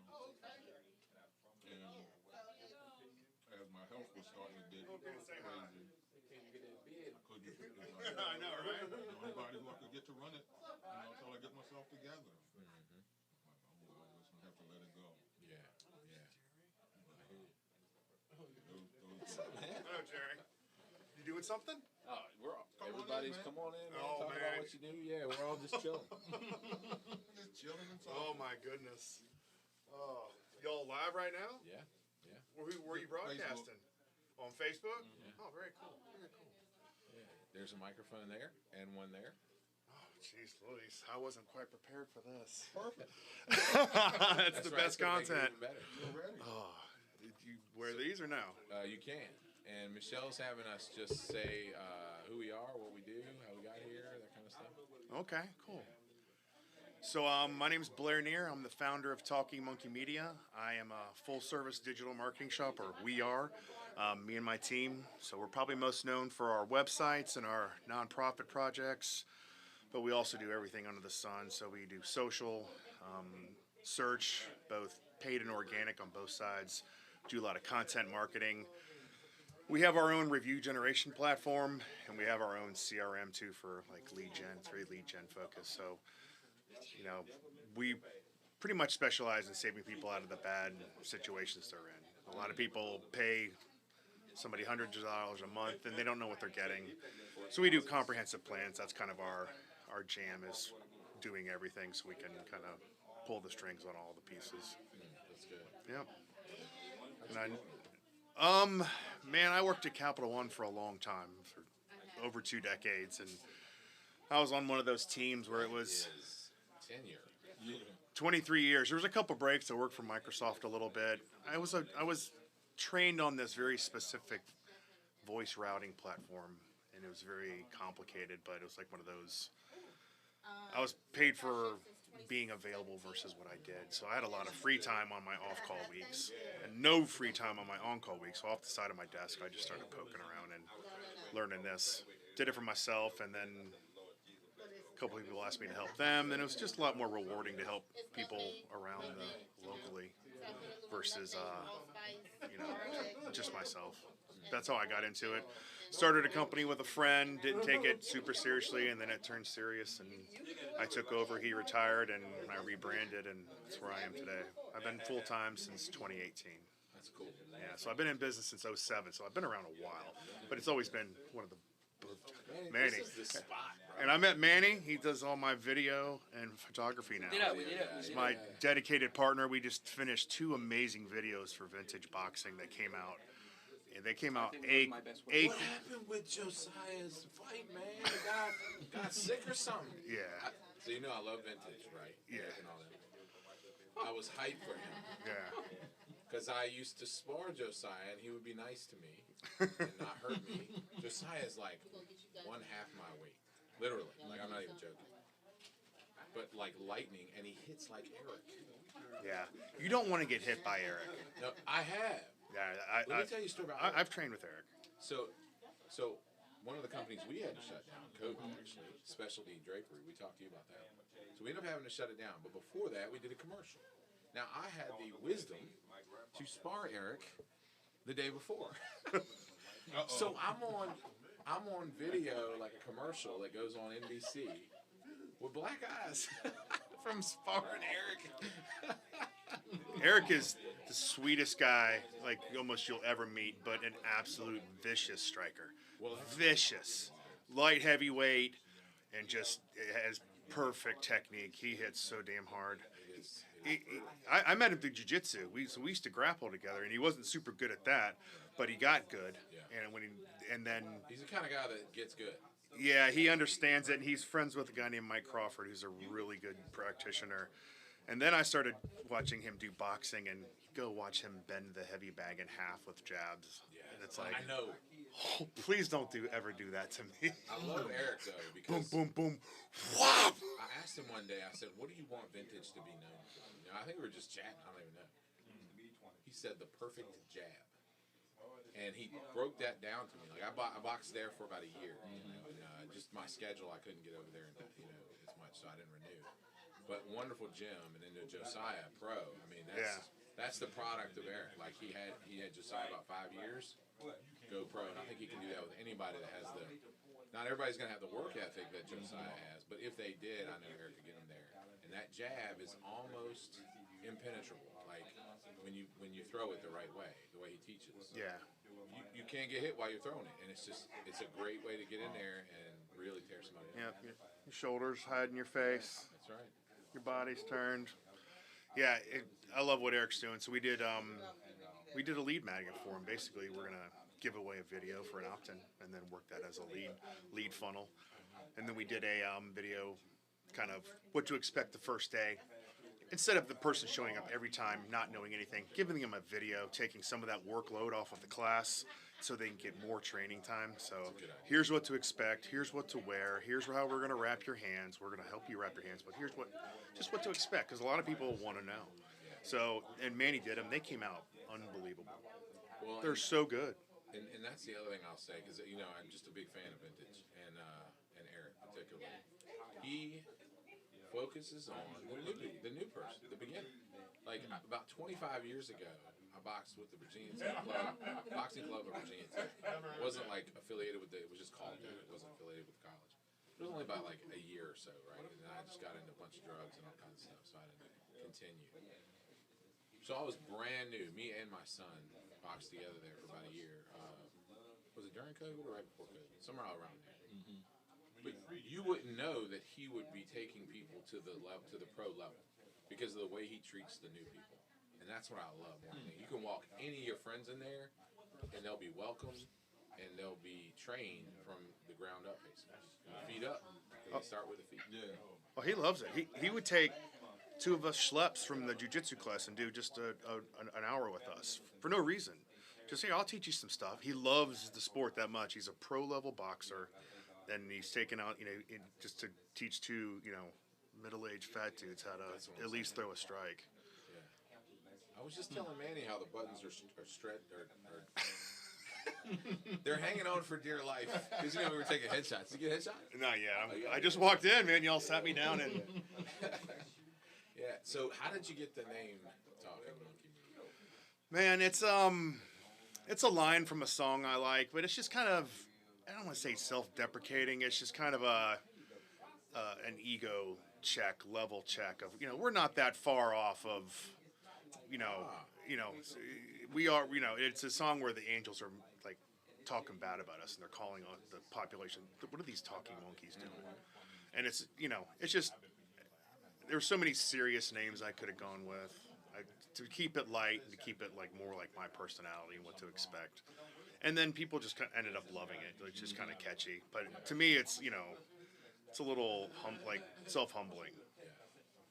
Yeah, I like it. And so what I was telling them when I first got here was I'm the managing consultant for Intrepid Impact team of consultants, business basically. But we focus on, so it's Intrepid Impact, and we use the little I.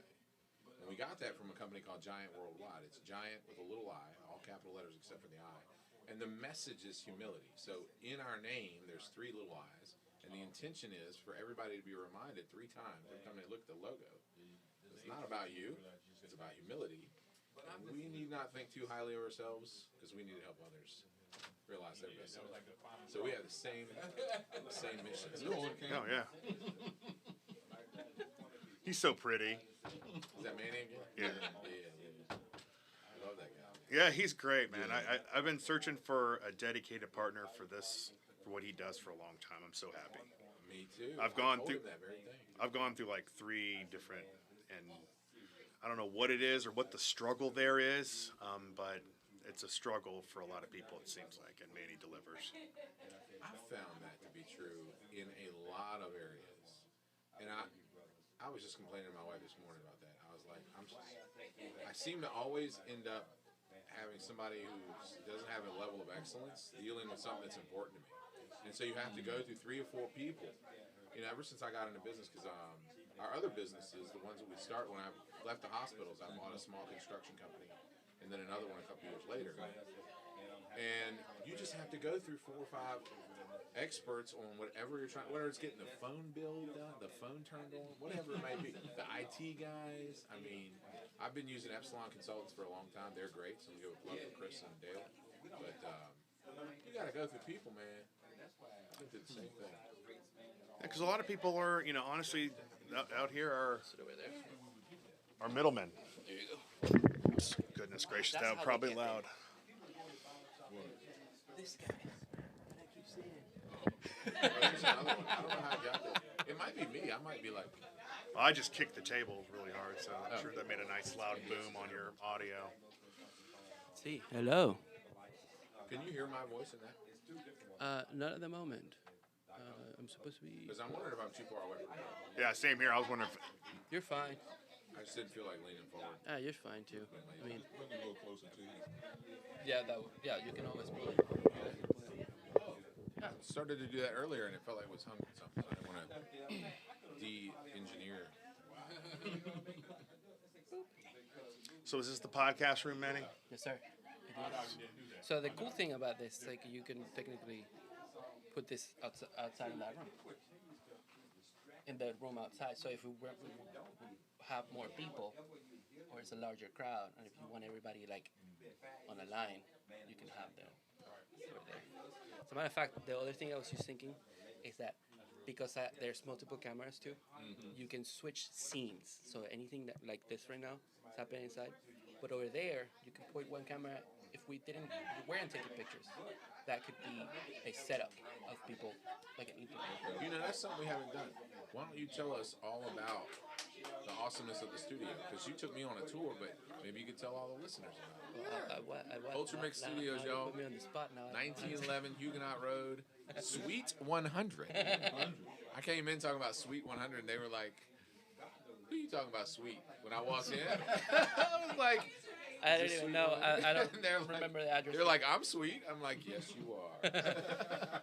But yeah, no. So because everything is connected, you can technically have different scenes and different people sitting and ready to go behind the camera. So let's say so if you let's switch to the camera 3 real quick. Imagine if that was that back wall was a set, right? And the gray wall was a different set. So if you have a camera pointed directly towards it, that's you know what can you envision it? Yeah. So it can be 3 at the same time. That's legit, dude. Yeah. What you see with most podcasts that video are, there's a camera at the guest, there's a camera at the interviewer, and they switch between. Somebody's switching between as they ask and answer questions. That's definitely So that will be a possibility here too, because we can literally, that's what it's for.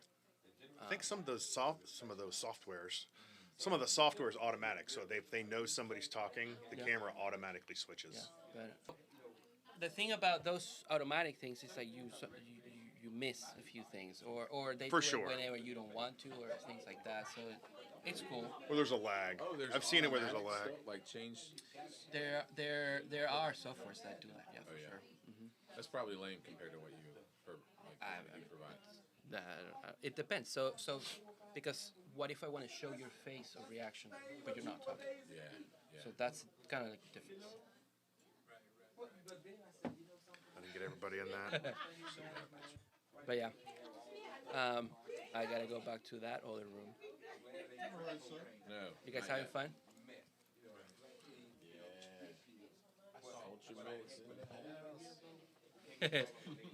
So I made a Instagram filter that is like sunglasses and like a hat. It's pretty cool. That I have to show you now. That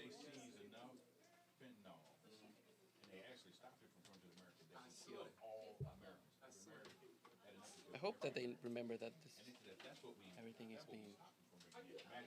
What's up?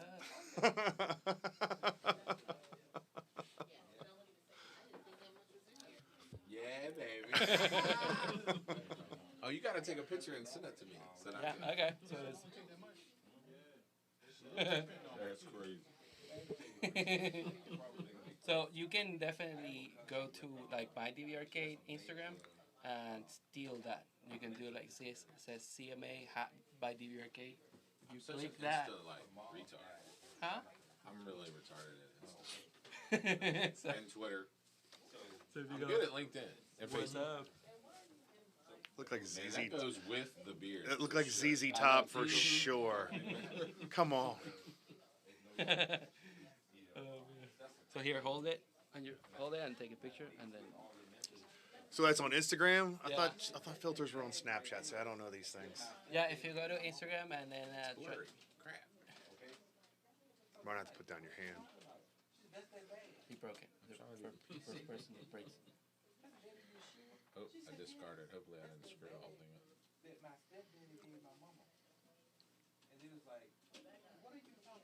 So you did you used to go to Vintage? Yeah. That's cool. Yeah. I mean, the other thing I loved about Vintage is in a controlled environment, a son who's coming of age, James, when he was 14, turning 15, can spar his dad. So if you don't like your dad that day, I tried. take a whack at him. So my son, he asked me to start. So when this show came out, the new Karate Kid show in Netflix, what's the name? Is there a show? There's a show, Cobra Kai. Oh, yeah. He came out and he was like, "Hey, guys, can I go to karate?" I'm like, "Sure." I said, "Do you want me to go with you?" And he was like, "Yeah." And I ended up doing it on my own. Now he left. Now I'm doing it on my own. But he had a lot. He had a lot of fun trying to hit me. Yeah. For a period of time. For that period of time. Yeah. Yeah. I was like, hey, calm down. I've been training jiu-jitsu a while, and when my son was coming up, he started wrestling, I think, in 10th grade, and I had him in jiu-jitsu since like 8th grade. So like his junior, senior year, it was a fight. He got real strong. You know, they trained like 4 hours a day. They like their football training is nothing compared to wrestling Oh, training. that's 100% accurate. They had to carry each other running around the school, like with a person on your back, like a bunch of that. So he got challenging, and we'd go at it in the living room because there's no striking. You can once you submit somebody, you tap and you start over.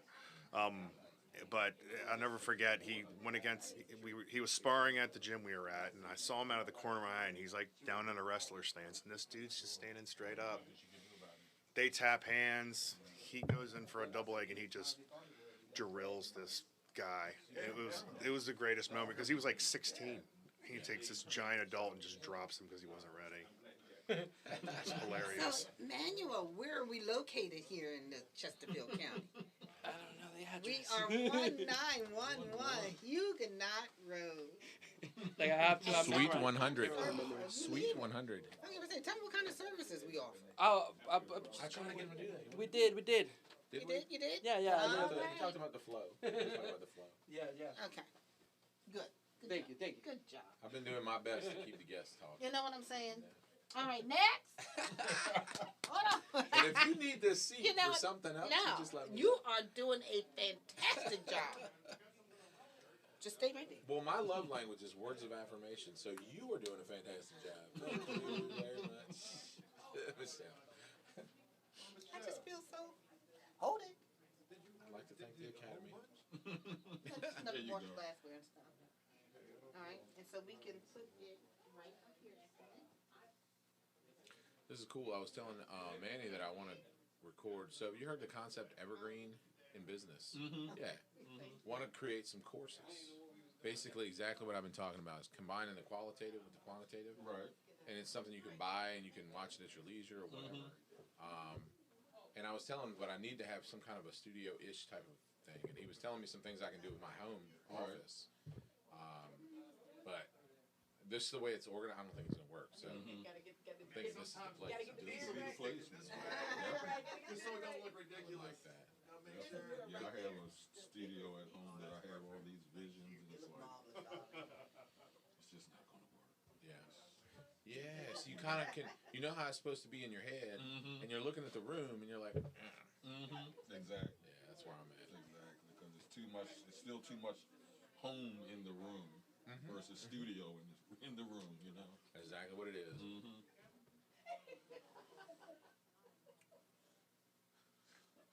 This is fun.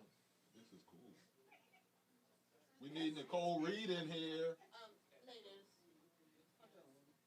can you please bring your personalities and goodwill over to him? Yeah, we need Nicole Reed and Steph B in here. Gotta get Steph B. I heard her. We need Nicole Reed and Steph B to set this party off. That's Sweet Riesling. Hello. What's up, girl? Hello. Come on in here. Yes. With my wine. Gotta have it. No, you can't not bring it. I brought my wine in. You know, I'm being honest. I'm having a little glass. Leaving it out there is kind of inauthentic. Yeah, it really is. It's like going somewhere without my bow. That's right. They go without my bow? That's right. Mm-mm. You come by my house since midnight, I have a bow on. I'm all confused when I see you without your I know. You don't even look the same. I don't. And people say it all the time. They're like, "Where's your bow?" I'm like, I rarely go out without my bow. You could literally, you could come to the house and if my place was on fire, my neighbors would see me in a bow. I sleep in a bow. And we're gonna make sure to get you a Bentley, a driver, and then you can bring your bow and your wine. And just be chilling everywhere I go. That's right. That Bentley part sounds good to me. I'm gonna be in there with We you. in a Bentley. And you can't drive it yourself. No. There are just some cars that I'm like, you don't want to have that. Right. You got to have a driver. Where's the owner? That's right. That's true. There's a guy around here who has a Bentley, and he's always driving it. And I'm like, he doesn't have a driver? Yeah. It just feels so. Listen, $25 an I hour. would. Somebody will drive. Somebody will drive. Absolutely. They'll drive it just to say they drive a Bentley. I'll drop you off, boss, and they'll be going for an hour. Over there somewhere acting like Exactly, like it's their Bentley. You know, front never went out of style. Not at all. They get their little brother. Never will. Their little brother to drive them around. That's right. Who will be able to say, I drove a Bentley today? Right. Everybody driving a Bentley. All right now. Yeah, we having a good time Did in you here. just keep on going? We didn't. Wait, are we being recorded? Yes, we are live. live. We are live. Yes, and we're just inviting people through to tell them, the general audience, what you do, where you from, and all that, and how much you love the Culture Mix Studios. Okay. I think this should be simple for us since we both do radio. So We both do radio. we both do. So this is a normal thing. A mic. Right. We like to be in front of a mic. A mic and a camera. And someone took photos. Oh, this is a natural thing. Yeah. Introduce yourself, Nick. Well, y'all know me. I'm Nicole Reed with Nicole Reed Real Estate and Associates, and also the radio host of the Real Playbook Radio Show. And I love the Real Playbook. we talk about all things real estate. So I'm your real estate guru. I'm also an investor, first-class investor. Me and my husband, we invest and we resell or rehab real estate and put it back on the market for sale as well. So, I mean, I'm excited to be here. I'm excited for the culture mix. I know. I love it. Definitely excited to be here. But, you know, I work in the Richmond, Tri-Cities areas and also in Northern Virginia as well. And I help individuals and businesses buy, sell, and invest in real estate, you know. And I also just love to educate people about the real estate market, what's going on in the economy, you know, those different type of things. We're definitely experiencing that right now, a big shift within the real estate market, you know. So I'm definitely out there educating our buyers and our sellers as far as what they need to do in order to keep this 'Cause it's getting crazy. real estate market going, right? Yeah. Because, you know, I'm in a business to make money. So That's right. I need to make sure. And make them save money or make money. Make money, all of those different things. I like it. So tell us about the real estate, because I heard that you can make money in a down economy and a booming economy. You can. And in a level economy, you can make money either way it goes. It's just all about the style, the method that you come out there and you do it. But at the end of the day, everybody needs a place to put their head, you know. That's right. So it just And depends on with rental rates going up and everything else, buying a house is looking better and better for it most looks people. a whole lot better. You know, even with the interest rates going up, it still makes more sense to Than buy renting. a home than it is to rent, you know. And then there are new products that are coming out there that's making it a whole lot easier for the buyers out there in the market. Like they have the two for one buy down rate. Yeah, I saw that the other day. I was getting my CNBC on. Listen, I mean, it's a conversation that I'm having with every seller out there. Like, you need to be offering this 2-1 buy down rate. Yeah. Like, it's allowing to put more buyers back into the market because some buyers have just kind of like Given up. just given up or waited, or they just been priced out because at a 7% interest rate, I mean, it's almost $500 more than what that mortgage payment would have been for a $350,000 house. That's crazy. That's huge. I love how you talk the numbers, sis. I'm just saying. I really it is. do. I Listen, love it. I mean, you got to. It's all about Yes. the numbers, and you got to really pay attention. So, how do you continue to keep buyers in the market to purchase homes, and sellers still being able to get top dollar for the home? And this 2-for-1 buy down. I mean, it's genius. I love it. Yeah, look, I can see you love it. You I got smiling. a whole marketing strategy around I was it. about to say she making money off this one. killing I it. might have to learn something myself. It's just it's genius, and the way that it works is that the seller has to, like, it has to come from a third party. It's not something that the buyer can actually pay for it themselves, but it comes in a form of a concession closing cost as well. So buyers need to have their own closing costs because this is something additional that the seller can offer. And what it does is it allows them to buy down their rate. So for the first year, it buys down the rate by 2%. So you'd be down at a 5% rate. So right now, rates are about About 7 or About 6? 6.8. Okay. 6.8%. Might as So- well be 7. Yeah, If might that, as well if be that, 7. what's after that point is over 5, I learned in school, you round up. You round up. So, it's not 3.2. It ain't 2.5 either. That's right. I'd be fine if I had to round to a 3, but we're talking about rounded to 7. But even so, let's say 7, and that's 2%. So that's 5%, right? Yeah, When yeah. you really look at it, averagely speaking, like statistically speaking, 5% is not a bad rate, right? That we Not in the housing market, Not it's in not. the housing market. It's a pretty average rate. 5.5% is a pretty average rate. Even 6%, really, honestly. We just got spoiled at that 2.5% rate, you know, and For like 10 it years? feels like a Yeah, decade. exactly. I was going to Man. say, I don't know if it's spoiled when you were living it that long. It feels like a decade. It almost feels like that should be the norm, But in you know? actuality, it was only, 3 years? Not even 3 years, really. Yeah. I mean, we were at a 4.25 before it dropped down to that 2.5, and that was Look. COVID. That was post-COVID. So we got spoiled with that, and then with the increase of the rate so quickly, it's almost like a shocker for people. And they're Yeah. like, oh my God. Yeah. Not really. And we have no clue what's going to happen in the next year or the year and a half. So it is a good time if you have that buy down rate. It's a good time to look at that. But listen, it's going to save them $500 a month for the first year, and then on the second year, That's a it's new one- pair of Lubies. So just want to say that's Louboutins for you. You can get a basic pair of Louboutins on that $500. So Listen. save your money. Do what you got to do. Save your money, spend it somewhere else. But you know, if you Yes. For your if you- Lubies. for your Lubies, whatever it is for vacation. Vacation. Yeah. Yeah. I mean, I think we all have been there where you're not At saving. time, we just wanted to look good Yes. and have fun. You know, and when you're a new business owner, have the driver. yeah, that's right.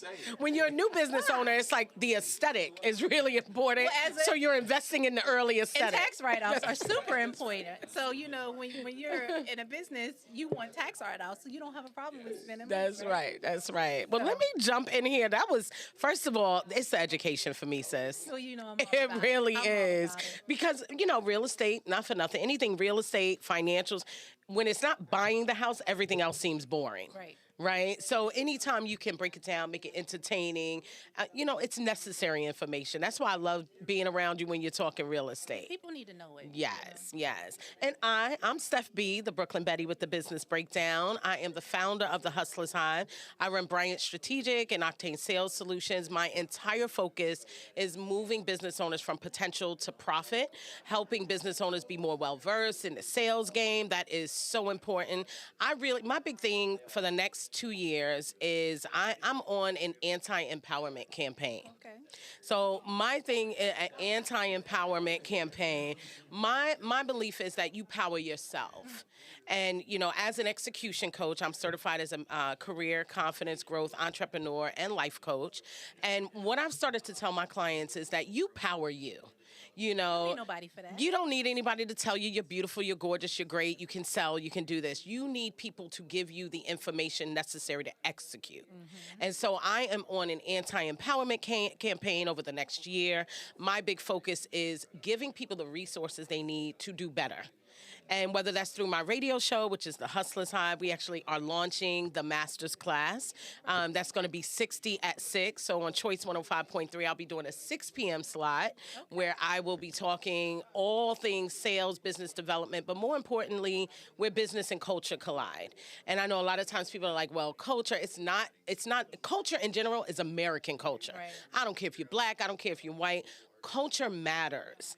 And a lot of the ways that we move in business are about who we are culturally as women, who we are culturally as men, who we are culturally as far as our experiences and the things that have happened to and for us. And I think a lot of people have gotten real mired down in selling empowerment. Like I started to do, actually did my MBA on MLMs. And one of the big things that MLMs used was the sense of empowerment in order to get you to buy into the process. And when I started to dig deeper into it during that process, I was like, these are all things that they could have given you free.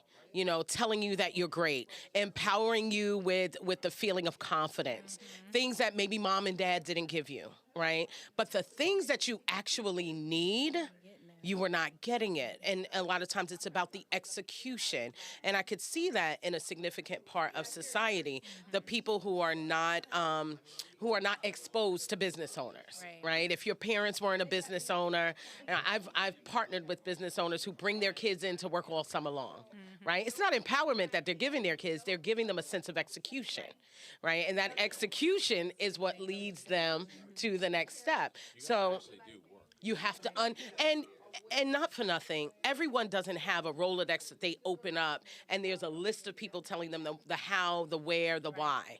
And so my mission is to expose empowerment as a con. You know, I went to a huge conference. I was maybe one of 5 minorities in the room. I never heard the word empowerment mentioned one time.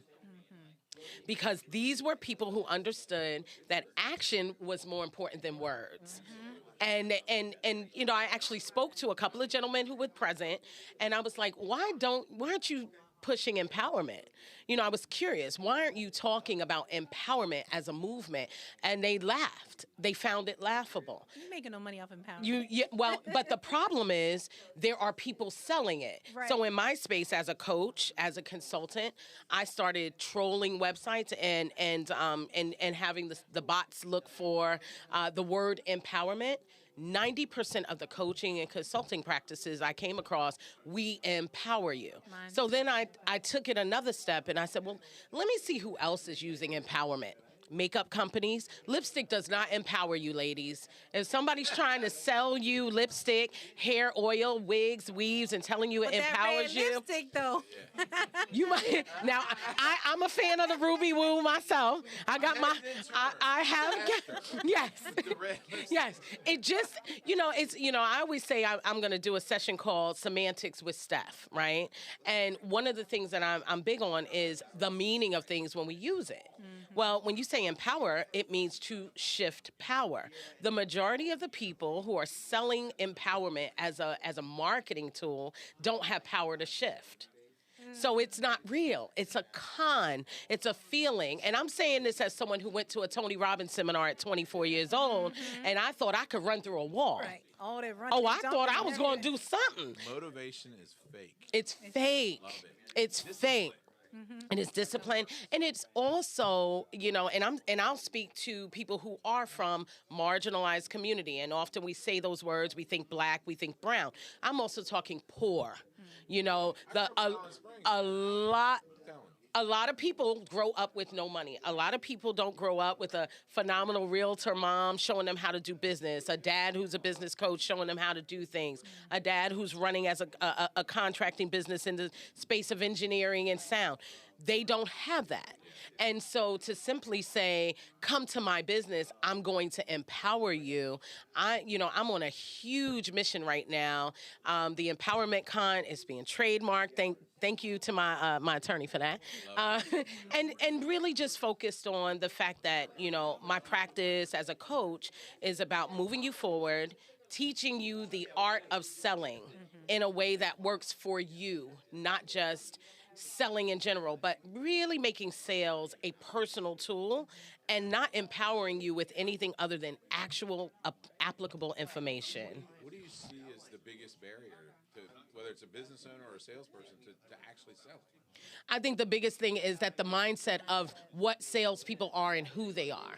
You know, the first salesperson we're introduced to when we're little kids is some slimy guy in a movie.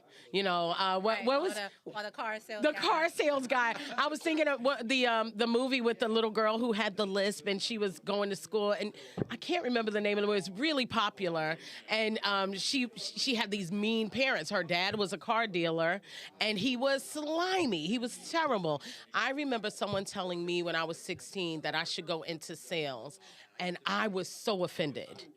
And I was offended because everything I'd ever seen about sales was, it's Matilda. Matilda's the movie. Yes.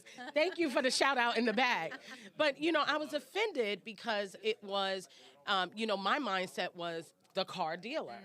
You know? Everybody talks bad. Right. Even now, as someone who walks in and teaches teams and business owners the craft, the art of selling, I hear it all the time. I don't like to lie. Like people will say, I'll say, what's your aversion to sales? I don't like to lie. I do not lie. Why? Yeah. Why? It's do you not have what to I lie do. and You sell? should not lie. You shouldn't lie, period. Yes. Right. And then when you lie, you know, It's a shame that so many people think. that's what they think. And I think the other aversion to it is the feeling that I'm bothering you if I ask you to buy something. And I always tell people who are business owners, when you're working with your sales team, you know, right now, a lot of the sales teams I'm working with are Gen Z and millennials. I'm a big believer in the intersection of generations and how that works and what it looks like in places like the real estate market. We're now a lot of salespeople that we're getting now, realtors too, have spent their entire life on the phone. So conversation and doing what we're doing now is uncomfortable. Right. Simply, and it's not because they don't have the skills, they don't have a honed skill set. And so a lot of the business owners, I'm telling them, these are people who also are sympathetic, not empathetic. They're putting themselves in someone else's shoes and they're going, if I have to sell to them, I'm bothering them. And my rule is if I feel like I'm bothering you, it means I haven't identified whether you're the right buyer. Right. I don't know. have what you need. I don't if have what feel you that need way. if I'm Yeah. or I haven't identified that. So the big push for me right now, you know, on top of the Empowerment Con, is to make sales a more integrated, empathetic, feeling, rapport-driven process. It's a relationship. It is. A business. And it's And that's selling what how people you miss. sell. Right. You Because at know? the end of the day, like I sell real estate, but I don't sell real estate. I No, you sell me. you. Yes. People yeah. want to do business because of who I am, what I Right. bring to the table. Well, and that's the important part because you can be a scientist who doesn't have this. You don't have to be a Steph B personality. You don't have to be a Nicole Reed. You don't have to be a Jerry. It doesn't have to be that way. Anybody can sell. It's just getting someone like me in the room to actually say, all right, we're going to identify. I have a book coming out. It's called Selling Vodka to Christians. And basically, I talk about the fact that I've sat in bullpens and, you know, in large corporations and seen salespeople failing because there's a belief that there's a certain personality for sales. And it's really not. It's not a personality. It's a skill set. So you might be better at the account management, at keeping people engaged long term. So maybe you're a service-based salesperson. You just have to learn that that's your power and use that to control the process.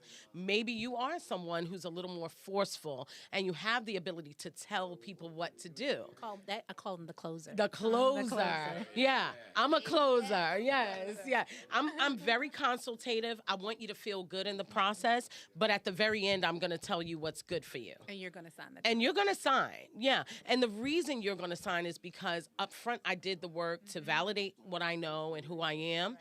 And along the way, I validated that I trust who you are. Right. You know, they're the right person. But sales is, I mean, it's just one of those things. And I think because I've been in the sales game so long and working as a coach and consultant, that's one of the reasons that this anti-empowerment campaign is so huge for me, is because so many people are sitting back waiting for someone to tell them, you're smart enough, you're good enough, you're educated enough, you're trained enough. There are people running the corporations that you are powering right this minute. You are powering those corporations. They have no degrees. Right. They dropped out of college. You're sitting on Facebook right now watching us on Zuck's platform. He has no degree. His wife is better educated than he is. But you're using his platform, you're co-signing on his power, you're filling his coffers. I mean, it's a big deal. He didn't need you to empower him. Right. That's right. He didn't need you to tell him he was great. As a matter of fact, most of the people that we are buying from in a massive way, and I'm even going to include Elon Musk, we don't like once we get to know them. But they don't need that power from us. Right. So the fact that the little guy, and a lot of times it is women, black and white women, are hugely invested in empowerment. You know, I see it all the time. It's, you know, come to my conference and be empowered. You know, it is do business with me. My new shampoo is empowering. How? And even How if, is it like shifting it's a power? feel good, but as soon as they walk out that door, they're It's still in gone. the same place. It's gone. Business has not changed. Mindset has Hasn't not changed. and that's the most important thing. Yeah. Because if you don't change your mindset, all of the other feel good stuff doesn't. It even goes matter. away. You And go I- back to the same motivation way. lasts 2 days. And let me tell you something. I would challenge even shorter. January through February. January through February. Right, and then that's it. Yeah. I mean, I joke about it all the time, but I think I was exactly. I was 23 when I went to a Tony Robbins conference. I'm 46 now, and it was a lot smaller than what it is right now. And actually, you know, and I'm wrong. I was actually 27 because the person that I had gone to for therapy, who then paid for me to become a certified life coach, she said, "I want you to go see this. I want you to be in the room. I want you." Life coaching was fairly new. And, you know, it wasn't even really mainstream. You know, if you could think, I was 27, so that was quite a few years ago. And I went to the conference. I watched everybody in the room. A lot of what I was feeling when I thought back weeks later, a lot of what I was feeling was the energy of the people around me. It was the excitement of the individuals that were around me. It wasn't even the excitement of their conquest or their success, because that wasn't what he was talking about. I realized that people were even getting excited as he was pointing in people's chests and calling them names and doing that. Yes. One more time for the people, Nick. Yes. And he was doing, yeah. And it was show business. And, you know, and I went Lights, home. camera, action. Exactly. And I was a new business owner. I had, you know, started a sales firm like 4 years prior to that, left my you know, employer and decided to be an independent sales agent. And I walked out of there just thinking, I'm going to turn this into $1 million business tomorrow. Right. You know, I was feeling the energy that had been given to me in the room, which is important. And that's where I'm getting with this. That's right. And it's important, right? It's important when Nicole and I connect and we talk about our ambitions. It's important when Michele and I connect, we talk about our ambitions and what we're doing. I'm not saying it's not important. What I'm saying is that's not where the real value is. And yet, the majority of people are purchasing empowerment over execution. They're Thousands of purchasing. dollars. Yes. Thousands of And I'm dollars. telling you, I woke up the next morning and I was like, So what do I do what now? do I do What do I do now? now? I'm 27 years old. I have no clue how to expand on this. You know, at the time, I wasn't certified as an entrepreneur coach. I was just newly certified as a life coach, running a 4-year-old sales business. I didn't know what was next. And there was no one to go to and say, okay, what are the 1, 2, 3s? You know, and so now, all these years later, I watch people and I'm like, they really are investing significant amount of time, energy, and money in empowerment. So, you know, this is my announcement that the anti-empowerment campaign is in full effect, because if you're working with people or paying someone to empower you, I will challenge you that 9 out of 10 times you're not getting what you need. You're getting a great feeling, and that may be what you need, but there's someone in the room who'll do it for free. Somebody will do it for free. You know, your parents will tell you you're great. You don't Yeah. have parents, your friends will tell you. I won't charge you. Someone will tell you. Yeah, you know what there I'm saying? You go. I can connect you to someone who will empower you for free. Absolutely. And, you know, the coaching space has become saturated with it thanks to Clubhouse, thanks to Twitter Spaces. There are people who, they cried one time and now they're trauma coaches. You know, and it's like, you're not a coach. You didn't get the education. It's necessary. So, you know, I think it's a big deal, you know. I hear you on that, too. I remember when I began coaching or consulting, that goes on the LinkedIn. All of a sudden, you get all these invites from people that honestly look like they're 19, and they're going to tell me how to Yeah, life coaching. Yeah. my coaching business. I'm like, I'm good. I'm good. Yeah. I'll take my chances. So, Yeah. guys, let me interrupt here and say that we are at the Culture Mix Studio, and it's our opening night. And this is a good opening night. It's a good opening night. Let me tell Yeah. y'all something. I feel loved, not empowered. Not in, Not in love. you I know, feel and if our love. love empowers you, that's free. But that's sis. what that's the takeaway. That's the takeaway. Some amazing people, and I don't use that word lightly. I don't use big words for little situations. Okay, I love so it. amazing people came through here. I am so stoked about the new venture that Emmanuel Pizzoa from dBArcade and me, Chef Michele Wilson. Or no, wait a minute. I'm trying to find that. I need to find that thing. Yeah, Chef yeah. Michele with one L. Michelle with one L. Stay tuned, folks. But Yeah, anyway, you know, I'm in the room. I'll get you a tagline. You know what I'm saying? I will be using your services. Yes. Okay, and so we're here at 1911 Huguenot Road, Studio or Suite 100 here in Chesterfield, and we have a laundry list of things that we offer people who want to podcast, do internet streaming radio, even television. We have everything that you need. Steph, tell them a little bit about what you bring to the table as far as the Culture Mix Studios. Oh, absolutely. Do so, it. you know, the Hustlers Hive and Bryant Strategic, we always support any endeavor that Yes. Michele does because she does it well and she's committed. Love And so for individuals that are going to come through and want to do a podcast, they're concerned about branding, the sellability of their program, scripting, making sure it sounds good on air. You know the Brooklyn Betty with the business breakdown. I got a million taglines. So if you want to come here and be in the space and be branded properly, and I'm not talking the aesthetic, I'm talking the communication because that's what the mic is for, then I'm certainly making myself available for any of the clients of the Culture Mix Studio. Absolutely. You had to get the popcorn. smacking. You know? Yeah, yeah. I'm smacking on air, so I can definitely use your help. Well, and the good thing about it too is the setup.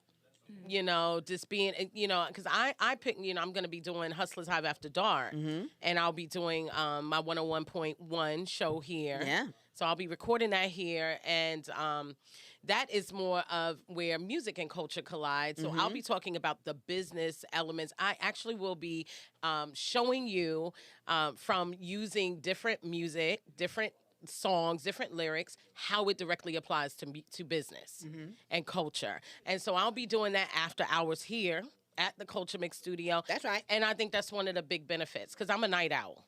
So I can kind of come through late at night, zip out a lot of stuff on this great equipment and be done. Yes, and so we do have rentals. Please contact us via Facebook at Mom Michelle's Cafe and IG at Chef Michele RVA. For more information, we'll send you out a packet so that you can take a look at it and call to come and check us out. Yeah. Come and schedule. We'll take you through the place. I think this is a good thing for business owners. I mean, you do your radio show. You do your radio show as well. Michele, you've had a radio show. You've certainly been a guest on many as a business owner, Yes. promoting the spa. And, I think that a lot more small, medium-sized business owners need to get out and become a voice. Because what you're seeing right now is like the billionaire class is overtaking the thought leadership space. And they're often speaking above the heads of the common people. Of the common people, exactly. Whereas 70% of this country's businesses, actually 84% of this country's businesses are small or medium sized. So I hope more business owners start doing what Nicole's doing, start doing what Jerry is doing, start doing what Michelle's doing, and putting the information out over the airwaves. Because really, truly, that's the only way that small businesses grow is information from other small Information, business owners. and I believe in collaboration. And so this has been Yes. great collaboration that I've seen here today. I am off camera, but I am Michelle Wilson. I'm You're not on camera. We see you, Michelle. Somebody been lying to me. He told me. He turned it. You see how it He go? made sure he turned it on You see you. how it go? We also Positive noise over there. I'm at home. Don't worry about it. Don't worry about it.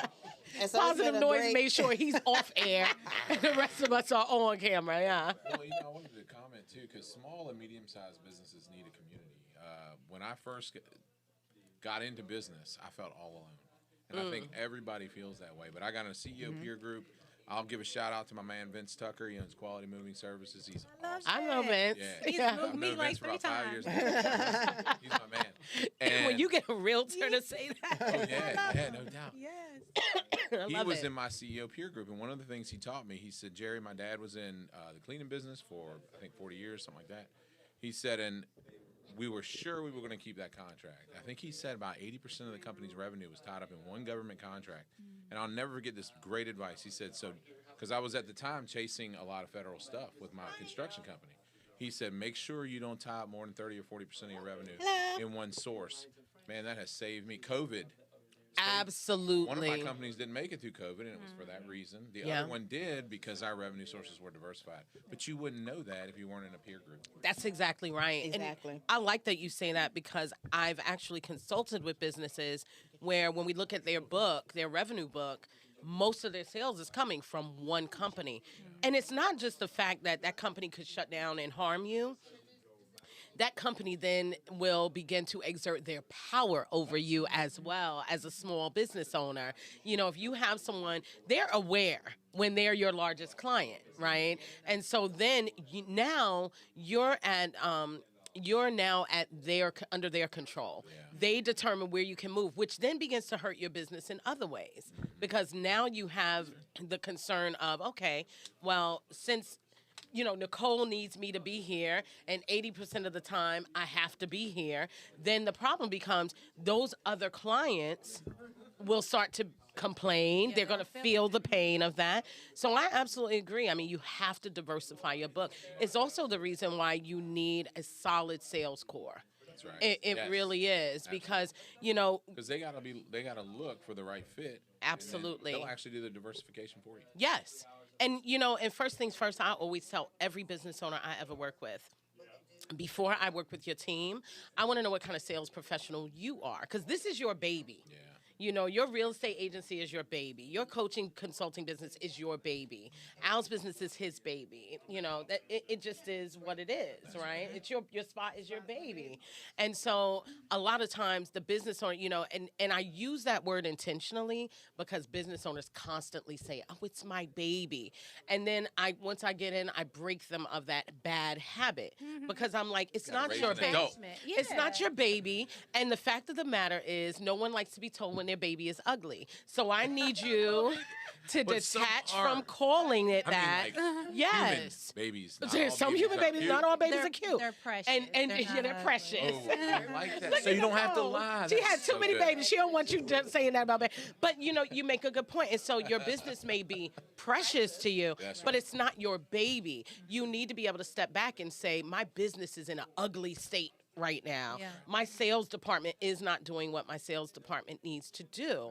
And when you're thinking of it as your baby, anybody who offers you critique, You take it personal. it's like having a bad nanny. You're like, I want to fire Gotta this nanny right now. Gotta get your emotion out of Out the of the business way. system You have because to. you're gonna screw it up. You're either Yeah. gonna be accidental and do it sometimes, like collections, Yes, collections. or you're gonna get you're going to get too fired up, and people are going to get mad at you. Yes. Either yeah. way. Everything because you're so you're so close you can't see it. You're emotionally tied right. to it. You're too attached to it. So I think it's important to have those small business owners that you can reach out to, even if it's not a formal group. Which I love the formal groups. I'm a fan of things like the CEO groups and BNI and things like that. I think they're good for people. This was actually, I'll tell you all about this. If you're SWAM certified, you qualify to apply for Scaling for Growth with this. Scaling for Growth. Supplier Diversity Department. So that's where I met Vince. That program right there establishes it for you and teaches you all this kind of stuff. Great stuff. And again, if you're SWAM certified, and it's a $10,000 program, if you're SWAM certified and you qualify, they'll give it to you for free. Wow. That's where I met Vince, and the point of that is that they put us in groups of 4. And I'll tell you, and Vince and I are still friends today. I still call him on projects that I need for him to help me with. And I'm moving my office now to one of my businesses to the south side, and he's doing it for me. So any kind of peer group that you can get in is going to be worth it. I mean, I don't think you should pay $17,000 a year. Like, I'll just leave it unnamed. Yeah, I know what you're talking about. But, I mean, let's just say you are managing a P&L that's $100 million or something like that. Sure, you can afford that. Good. Yeah. But most of the 84% that you're talking about aren't. They cannot afford that. Yeah. It's interesting that you say that because, like, even I watch Nicole's business from a distance sometimes, and I look at how she moves, and I'm a big fan of how business owners move. And when I'm talking about that, I'm talking about how they move within their community and among their peers. And a lot of times, instead of moving amongst your peers, you become stagnant. You become that pool of tar because you're so afraid that your peers are going to know something about you that you don't want them to know. You're afraid that they're going to be able to see the dirty underbelly of your business. That's what you need. Right. That's exactly right. That's what you need. You need that person. It was so when I iron sharpens iron. When Vince and I and the other two met together, I remember that was the first time I had ever told anybody about the negative parts of the business, whatever it may be. Right. And it was like refreshing. It was refreshing. Yes, it's like a breath of fresh air. So I'll never forget it. Yeah. The hiccup that I had, even talking with Michele and some other business owners that I know, in my circle, when I'm telling them, they're like, "Oh, so you're finally going through that." Right. Right. You just think you made it these 2-3. I started my business in COVID. Yeah. And did great.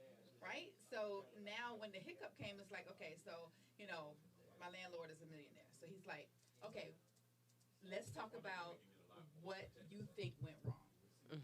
How you were doing it in the beginning. What changes did you make? And when you made those changes and deviated, what happened? Right. So when I made the changes and deviated, thinking I was doing something for the good. Like a girl moving her shop. I was just going to say that. Hiring, and payroll and not having those technicians that will all in and full force in doing their thing to try to bring in clientele even for themselves or for the business. Yeah. And everything's on me.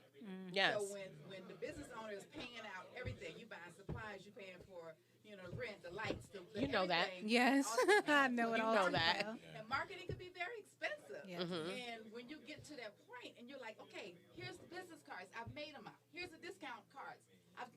When you're out there showing people the pictures of your work, hand them a card to get 10% off your services. But also, I want to jump in there on that because that's the other thing, and I think you might agree with me on this as a fellow coach consultant. A lot of times people start giving away the business before it makes money. Right? Oh. The very first thing people do is talk about a discount, talk about a Groupon. I immediately. I'm sorry, but I don't give discounts. I don't train my clients to. And that's one of the reasons why I tell people it's a value.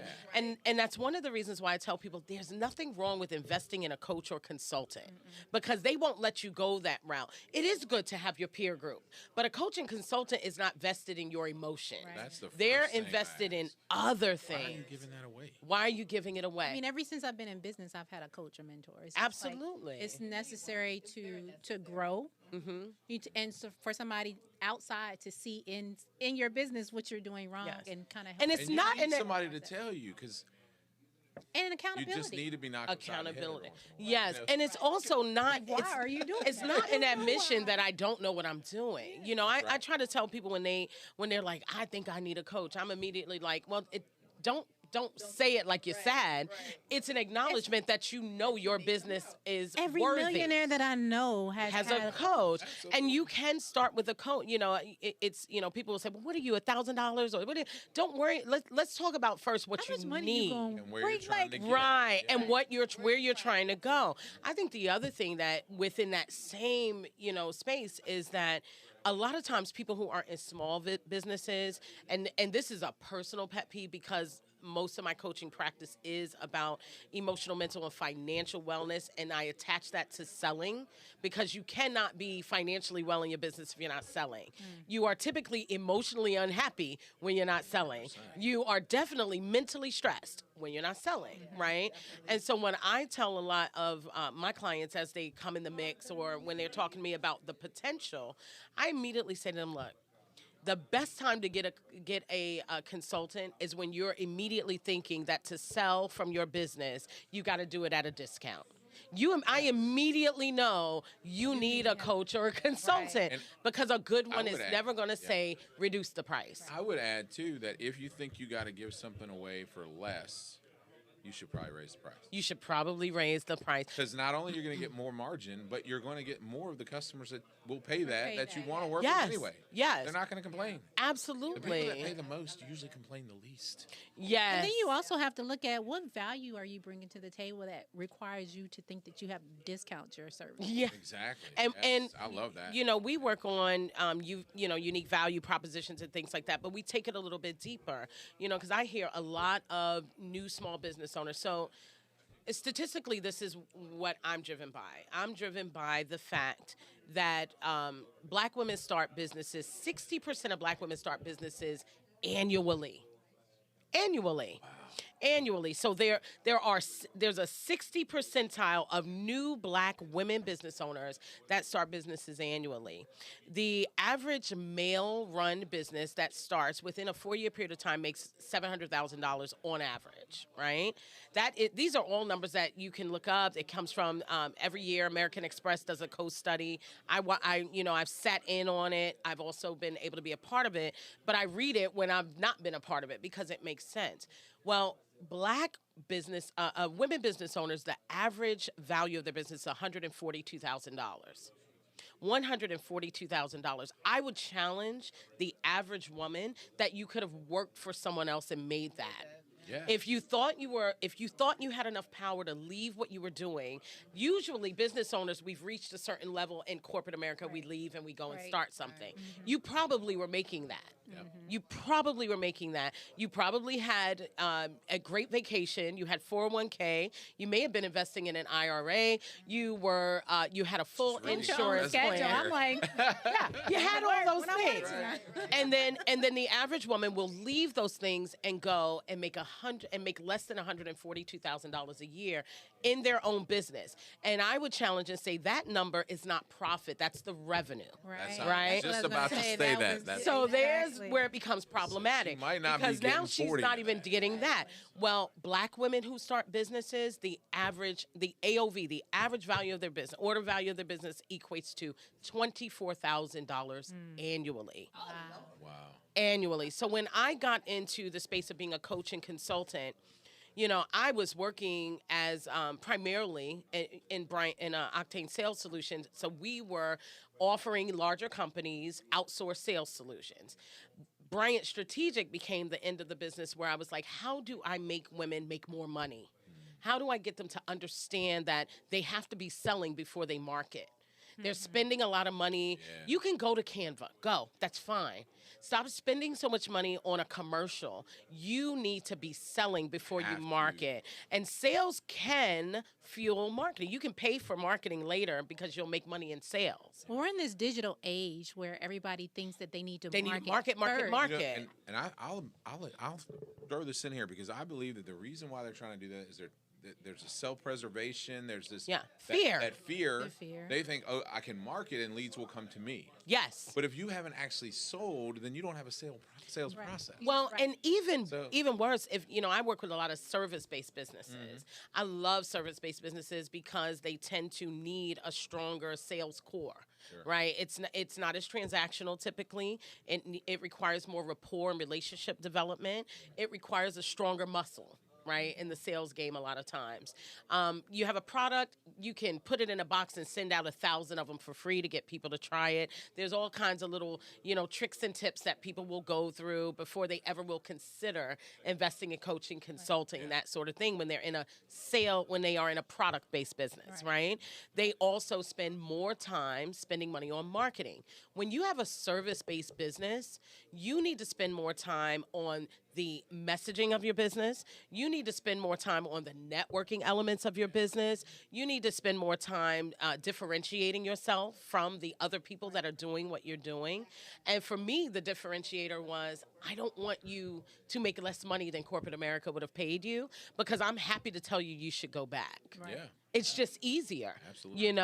It's not for everybody. And if you're going to come out and do it in a way that says, I'm going to invest in me immediately. I'm going to get a coach or a consultant, and get someone that's going to understand. And you bring value to your life that you didn't have before. Yes. Because not only have you built this thing on your own, but you've invested in it. Yes. And hopefully you're not making $24,000 a year, or even 140. Hopefully you're making because it makes no sense, right? It makes no sense. You leave corporate America to preserve yourself, right? To have a lifestyle that you feel like you deserve. Yes. Financially free. Yes. And if you're making $24,000 when you were making over $100,000, it's ridiculous. You're looking in the rearview mirror the whole time. Yes, and therefore you can't. So there goes emotional wellness out the door, mental wellness out the door. Because you're spending financial more health hours not available to working you. on your own business that you were doing in corporate America. Yes. And who's your family? You don't know. Right, because you're working too hard. Right. And when I saw those numbers, the fact that you had all these women, 24K? That's staggering.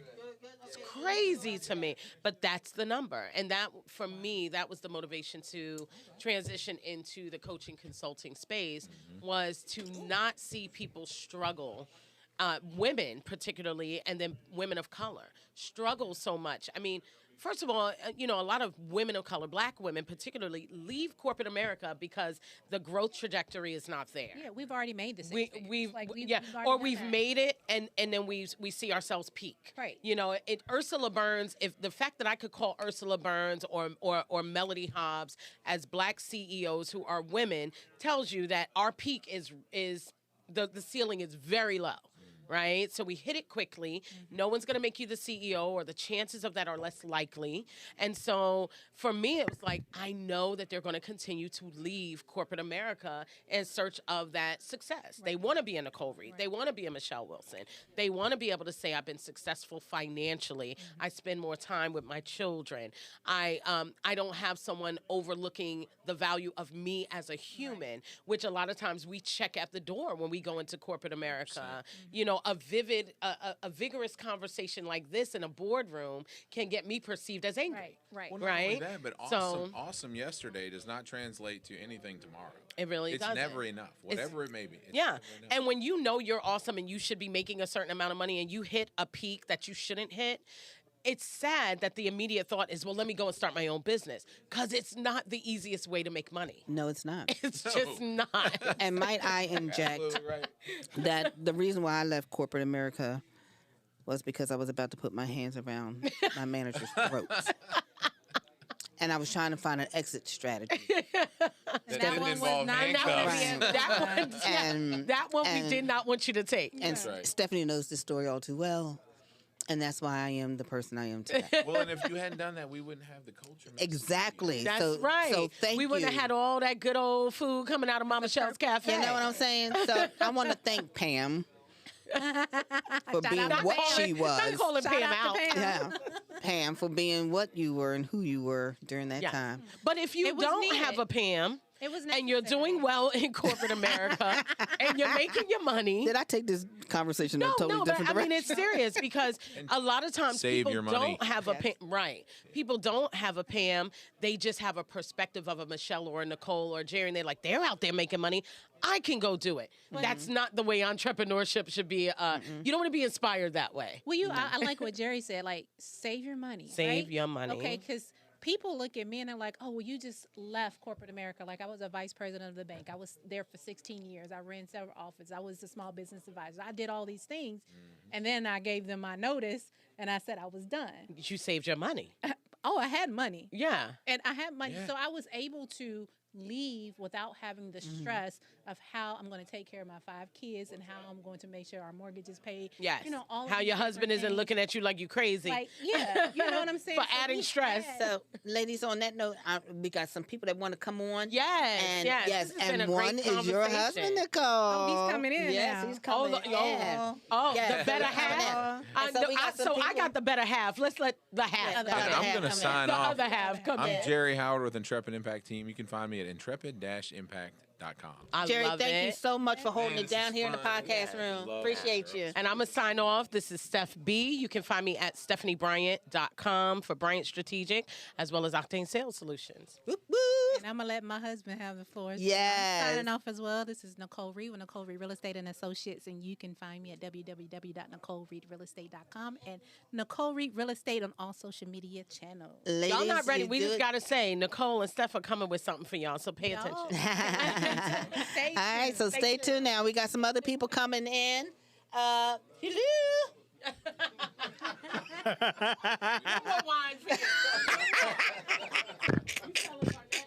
Pleasure, Al. Yes, sir. Yeah. Pleasure. Hold on now. We got I love hearing your story, too, man. Hey, we'll talk some more for sure. I'm looking forward to it. we got a little more. We got a little more coming. We're gonna wrap it up here. Okay, no problem. You gotta represent your business. Come on, y'all.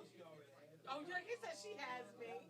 You don't want to go ahead and say anything? Okay, you go ahead on in. If you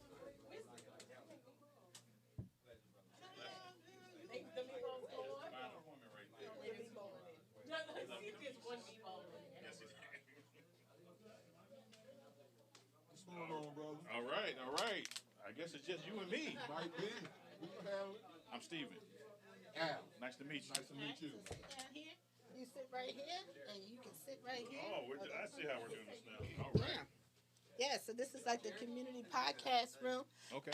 All right, I don't know if I'm still on camera or not, but I'm off now, thank God, because No, we good. So we're here at the newly opened the Culture Mix Studios here, and dBArcade is here, and we got a bunch of people that came by tonight. I'm so excited that came by tonight to say hello and to usher us into our new venture.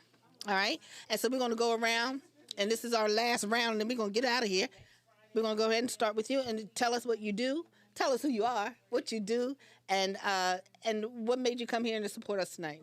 Okay. Well, my name is Stephen Walker. I'm the owner of Manifest Media, LLC.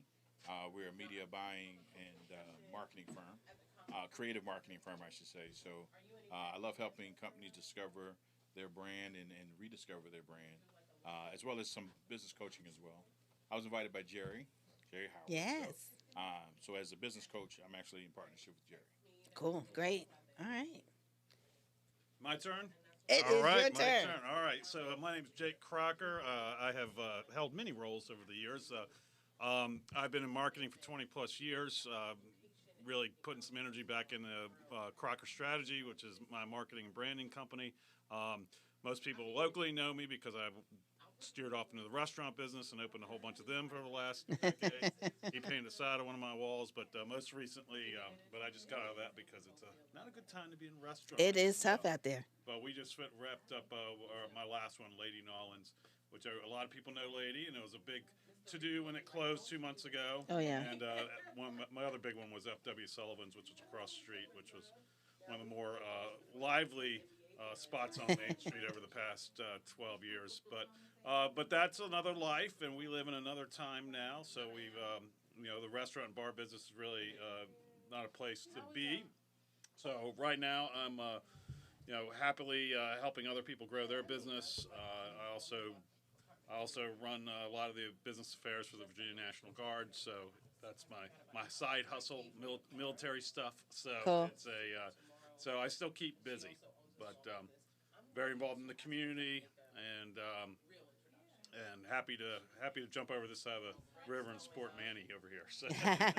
That's great. And my accountant's upstairs too, so that's Oh, just a cool. That's totally a coincidence. All right. My taxes, if anybody wants them, are stored right there somewhere. I just finished them last week. Yeah, you know. Yeah. Come see me. Fine, they're right there. They're upstairs. Purely a coincidence that ended up Great. in the same building. Well, thank you for coming by. Thank you for coming by. Welcome. And then, so this guy here. My name is Charles Berger. Yeah. I am a simple father and husband. That's, A simple father and husband that's who what I do. does tattoos that I are. pretend to know what I'm doing in business, but I do really enjoy being a father and husband. That's the number one job. That's just. But we got to pay the bills too. So I've been tattooing for about 13 years. Nice. My hand has been bothering me a bit and going numb. It's not too painful, but it's starting to. It's a little.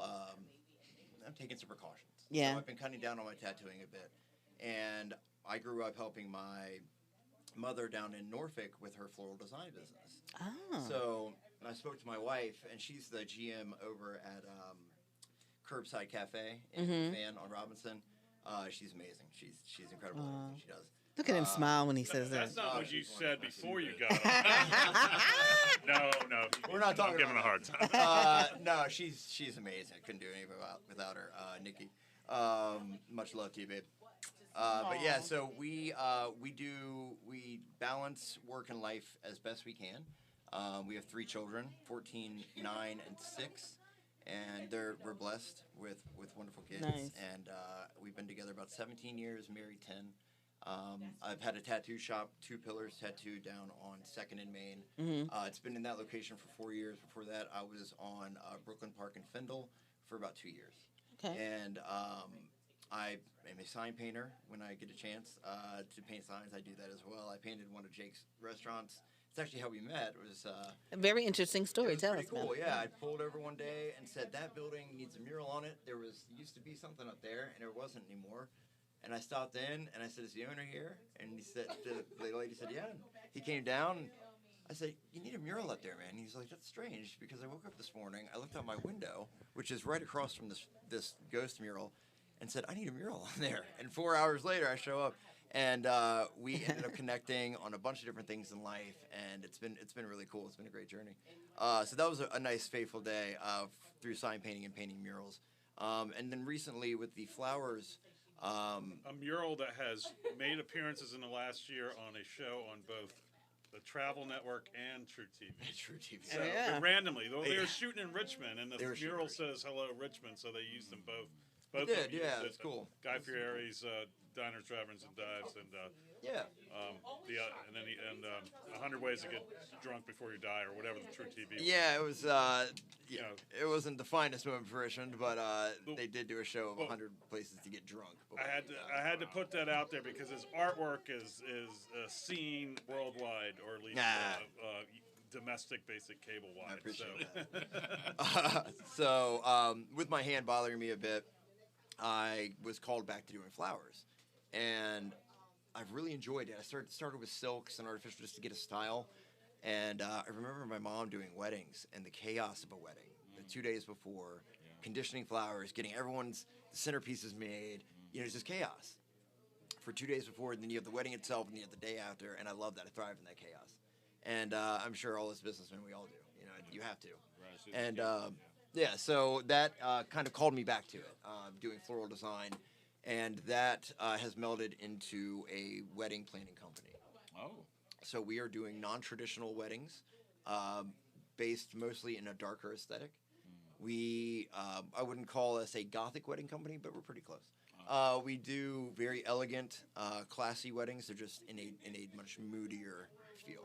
And up until Queen Victoria, actually, wedding gowns were all black and gold. So the white wedding dress is a very new thing that came in with the Victorian era. So it's pretty cool. We've been learning a lot about weddings and the history of it. And so, of course, as we do, I opened a business next to my tattoo shop that is a curiosities boutique featuring local artists that work in a darker aesthetic as well. And that was initially the plan. And I teamed up with a good friend of mine, Amber Adair, and she's doing this very dark gothic jewelry, and I was doing the darker flowers. And I said, well, those are two elements of a wedding. Let's see if we can get some other people together. And we assembled a team of maybe 25, 26 people, and working in all. Good to meet you, brother. Hey, thanks, man. Appreciate it.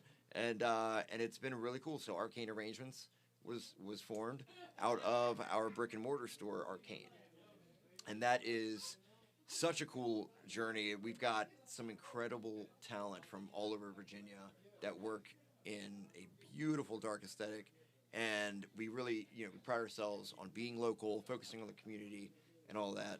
Taking a note out of Jake's book, and it's been really cool. I mean, tattooing is always going to be there. I will never stop. It's in my blood, but doing dark weddings is something that right now is a calling for, and we just did a bridal show, and the response was beautiful. So we're going forward with it. It's working out. We have 3 weddings on the books for next year. Well, it reminds me that obviously it was a beloved book by many, more in the mainstream business world.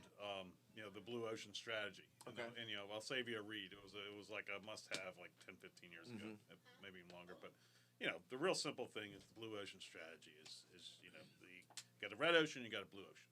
The red ocean's red because there's sharks in it. It's highly competitive. It's red because you're bloodied and beaten, and you all are eating each other alive. Right. Blue ocean is smooth sailing. You're out there on your own. You're doing thing, and that was really a goal. In business school and other things, when I got my MBA, that was a big topic. Make sure you get into that space where you're unique, and you're just not copying what the next guy has. Sure. Of course, on that on that lesson, which I learned 15, 20 years ago, whatever it was, I entered the bar business on Main Street where I had a competitor in every corner.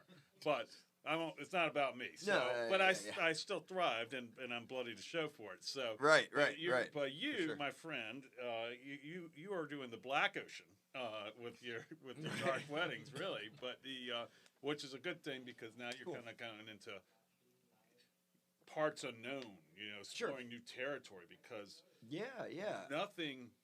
there's nothing similar. It's not happening. And I saw online Kat Von D. You guys familiar with Kat Von D, with the tattoo artist? She had a very, very dark wedding in her mansion. And I saw the post online, and I looked at all the tags of all of the artists involved to make that happen, and there were no floral designers credited. So I contacted the wedding planner. I messaged her on Instagram. She reached back out. She was very nice. And I said, can I ask you to do the flowers? They're beautiful, They had hanging candles from, fishing lines that all looked like the candles were floating, and they had these huge domes of black and red roses. It was gorgeous, right? And she said there was nobody to do that. We had to get 10 different floral design companies to come together to make this. I said, fair enough. And that was a big, all right, we got to do it. And Richmond is, I keep hearing, it's the new Orleans. Blah, blah, blah. Richmond's just Richmond, right? It's always Richmond is Richmond. It's and there's nothing wrong with that. No, it's beautiful. It has its own. Yep. It has its own vibe. Thank you. It does, and it always has, and it always will. I mean, VCU has been such a double-edged sword, but it really has contributed a lot to the arts and culture of Richmond. But it is also actively destroying it at the same time. It's like a cancer. It's like a cancer. It's crazy, but it keeps on going. So you see, you're a business strategist. You're a business. Are you? Okay. Yeah. One thing that I like to do is help business owners become leaders worth following. I think in this world we've kind of lost the ability to care for the employees more than our bottom line. Yep. And I think a lot of business owners just don't know how to fix the culture. Sure. They have their own issues, and I think that once the leader becomes healthy, then they can see clear enough to help their employees become healthy, and the culture to become one that reaffirms everyone, that everyone's voice matters. Beautiful. And that we can work together to achieve a goal beyond what we think we can individually. Cool. So being able to come alongside them and just hear their vision, really to hear the problems and say, look, this is fixable. A lot of people think that my company's dragging me down, it's killing me, my employees are complaining, and it just means that there are problems that aren't being fixed or addressed. You need to be solution oriented. Yeah. And when you start a company, you do it because you have a product or a service that can help people. Sure. And you hire people to help you do that. Yep. But you have to help your people. If you're not helping your employees, you can't do it without them. Yeah, you're going to kill yourself. Yep. And so So anyway, I work with a company called Giant Worldwide. Cool. And we take our tools. We have over 60 tools where we teach people to look at themselves first and look at your tendencies, so that you don't make the same mistake. Like stop, do a self-assessment, look at where you are presently, and let's see where we can go. How fast can we get you from point A to B? And we do it by degrees, so you don't have to take 100 yards. Let's just 1 yard at a time. Sure. And be intentional. Cool. And live intentionally instead of accidentally. Mm-hmm. The other thing that's interesting about you is that when you're living in your purpose, you see opportunity. Right. You It know, just you're- it comes. You're looking at credits, and then all of a sudden you go, "There's no floral," and instantly you were able to see that's an opportunity, right? Sure. And I think when you're in a healthy mind state, you have a vision for the future that's hopeful. Like I can do more. Cool. There's things that we can do, and then for you to say that not only did I say this is a niche that I can go after, but 25 people came around the vision. I mean, cool. that's just amazing. Sometimes it's hard just to get 2 or 3 I know. that are willing to work. And 15 showed up to our first meeting, See which was a great percentage of 25. And our second meeting was about the same. So it's been consistent, and that was just because some people couldn't make it or whatever. Sure. But it's been people are seeing it and they're feeling it. And when you're passionate about something, it translates. Yeah. And that energy is in the room. You can feel it. And the last 2 years has zapped the hope Oh, out my- of a lot of people. It's been rough, man. A lot of companies, like you were saying about your industry, that served people for so long, so well. Yep. The economy changed and everything changed, and the Mhm. world is different now. And so we have to change because the world has changed. We have to look at things differently. Sure. Now. Approach things creatively. Right. Right. Because we can't take anything for granted. No, anymore. it's not. Yeah, everything is a problem. There's a solution for it. Yeah. And navigating those things is tough, but you got to do it. So my question is, how did you go from restaurants to marketing? I went from marketing to restaurants and then back to marketing. Yeah. Yeah. Okay. My old business partner was David Martin, namesake of the Martin Agency, and we had a company called Martin Branding Worldwide, and me, him, and his son David, also David Martin, and we were rocking and rolling there for a minute. We were Martin Agency. He had sold previously, but we were much smaller, but they were handling the big boys, and they'd refer more brand strategy work over to us, and we were independent, and we had a great relationship, and we were, I was fortunate enough to join them and quickly became a partner and was really driving that ship, and then recession hit. We were, we had worked with a lot of great, Is this a 2008 recession or the 2008 recession? Yeah, that's the one I hit. Yeah. That's the one. So I was doing that. bad. I'd worked for a couple agencies before. I was president of the Ad Club. I was director of the American Marketing Association. So I was that was my world. Yeah. All right. So meantime, I've got a group of guys who we're known. We're super connected. We're kind of the young guns. Hey, let's get into the restaurant business, like everybody says. And we're making money. Let's let's open a bar. Yeah, everybody says let's open a bar. So it's we could buy a bar. Best And- 5 words. and, I know a guy. So we did, and and this was right at the cusp of social media beginning, and I was a marketing guy, and we'd lost. I mean, we had a good, we had like Davenport Company and Markel Corporation and AMF Bowling, and we had a nice roster. Shoop, soon as that market started diving in, 2008, mid 2008, it was everything started diving. It was like everything's getting cut out. So I started again, but we were already in that process of looking and starting a bar. We did it. It was real rocky to get going, but rebranded another one that we picked up. It used to be Easy Street, and it was the marketing for restaurants in 2000. That opened in 2009. So the marketing for restaurants in Richmond, their plan was simple: turn on the open sign. That was it. That's all they did. That was literally all they did. And so I come out from the marketing background.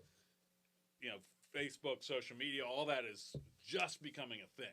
So we come like shooting out, just got like a cannon, and we exploded. And I think if nobody's proven me wrong, but F.W. Sullivan's was the first bar or restaurant in the world to have a basic Facebook page. Oh, because wow. it was as soon as I was so on top of it,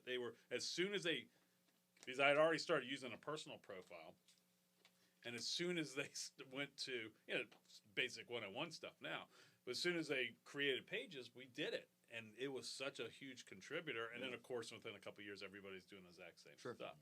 So when the restaurant's successful, we expanded, probably, outran our coverage a little bit, and got the 6 restaurants around Richmond and one in Fredericksburg, and then brought it back down. And I was humming along nicely, and then, battled through COVID, and then we're back from COVID, and now we got more business than we can handle, but we don't have any employees, and now we got the employees, finally get the employees straight, but everybody wants to get paid 10 times what they wanted before, which... You got your employees straight? So, no. Okay. Actually, yeah. You got them straight by getting new employees. I was going to say. But, just the customer tightening their belts and, you're in the business. I mean, all of a sudden, people don't understand the expenses. It's, you can have all these things hit at one time. You get food going up, and your dishwasher who was getting $9 or $10 before the recession is asking for like $17, $18. And so, all right, labor's up. I'll pay them all $1 million if I had it. But, ultimately, I don't pay them. The customer does. And so you've got to the point where the labor is getting high. The product to buy to make the food is getting high. Lady New Orleans was a seafood restaurant, so that wasn't cheap. Dumpsters going up, the rag guys going up, the guy who sharpens everything going up. The guys brings the doormats, linens. Every little thing goes up. And welcome to Richmond, Virginia. We got the highest taxes on food in the country. So 13.5%. You got to raise the price of those entrees, and then you're tacking another 13.5% because that's 6% sales and 7.5%. Thank you, current mayor, who I won't mention by name, who's driven it to outrageous rate. And when it's a sliding scale and your entrees are going up, and it's a percentage, the customers were downright getting hostile at that. Sure.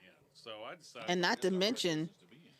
And not to mention online services, Grubhub, their fees and everything. It wasn't for me. It wasn't a problem of making the money. It was where the money was going. So, and that's the case. Everybody said, "Well, why don't you push your delivery more?" Well, you don't understand. It's Grubhubs and